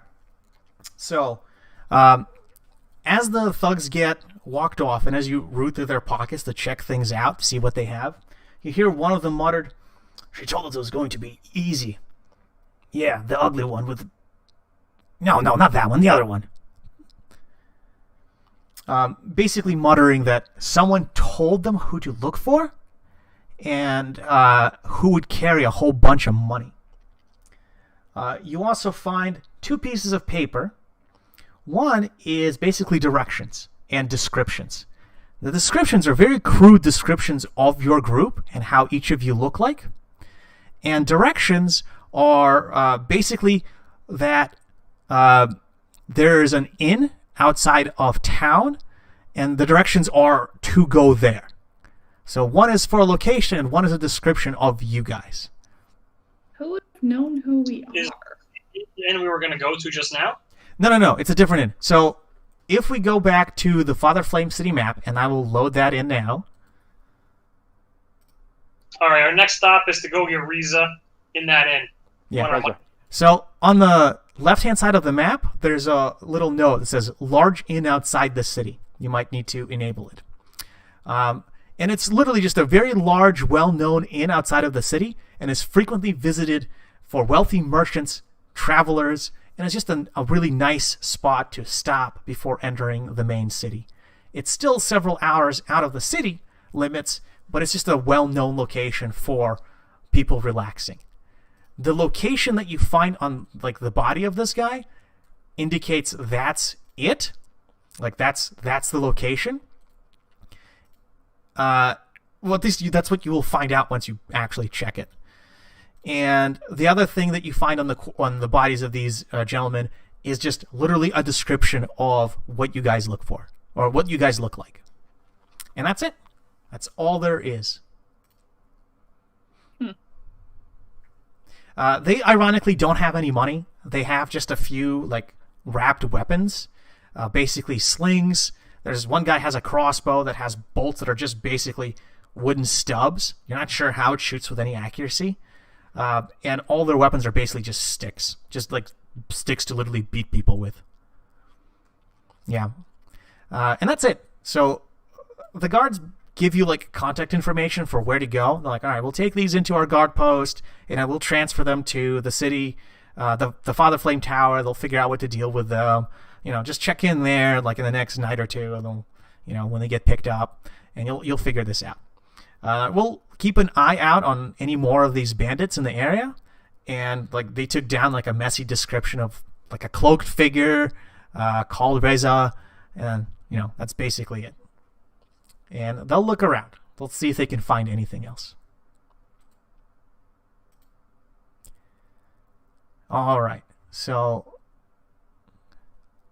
that's it. We'll call it a day here. All of you will get a long rest to recover all of your abilities. You will level up to level 3.